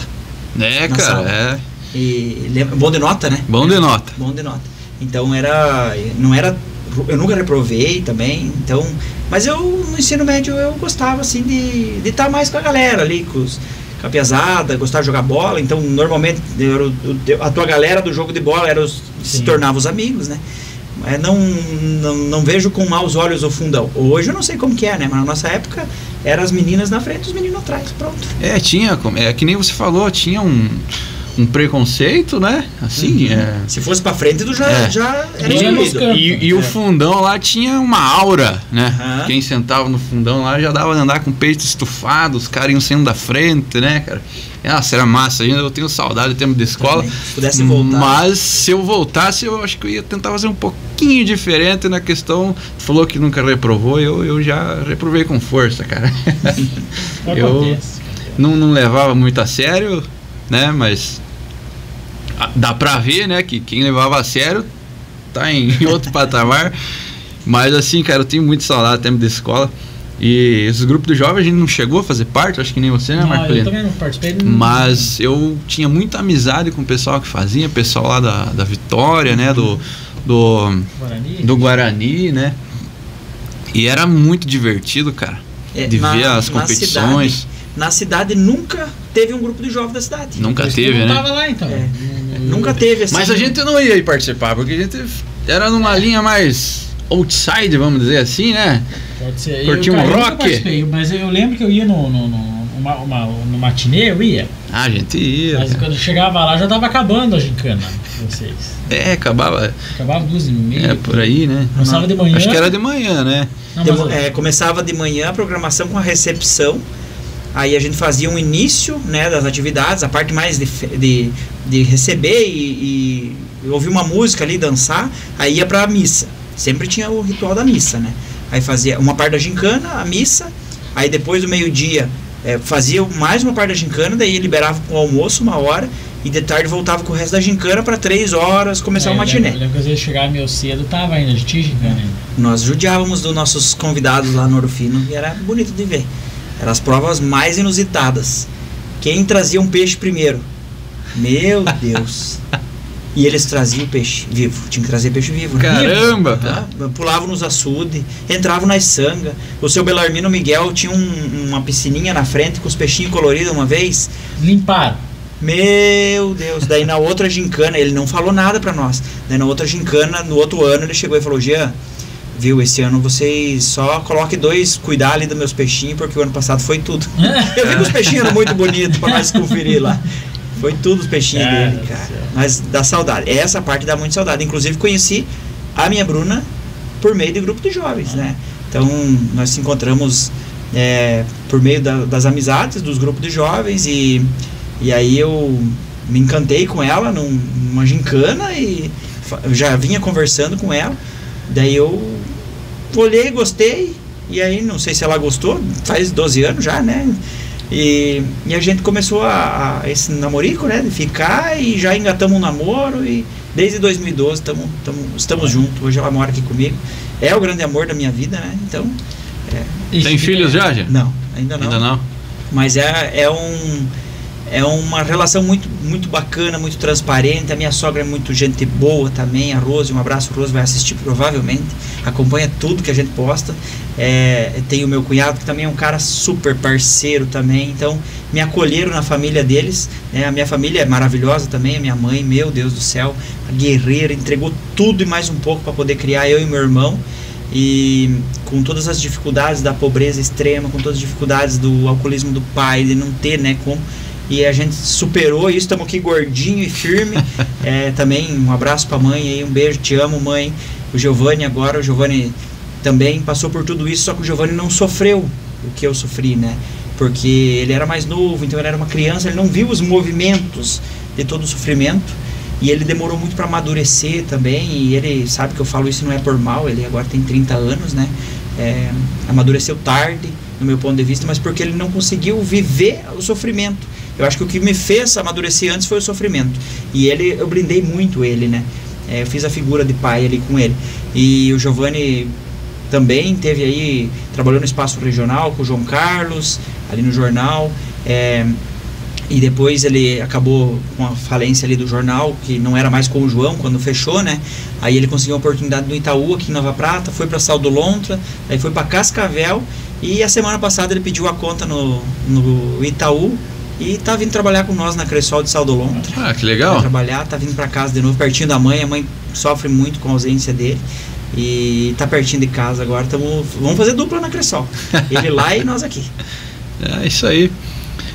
Vamos então nos encaminhando para o final. Isso aí.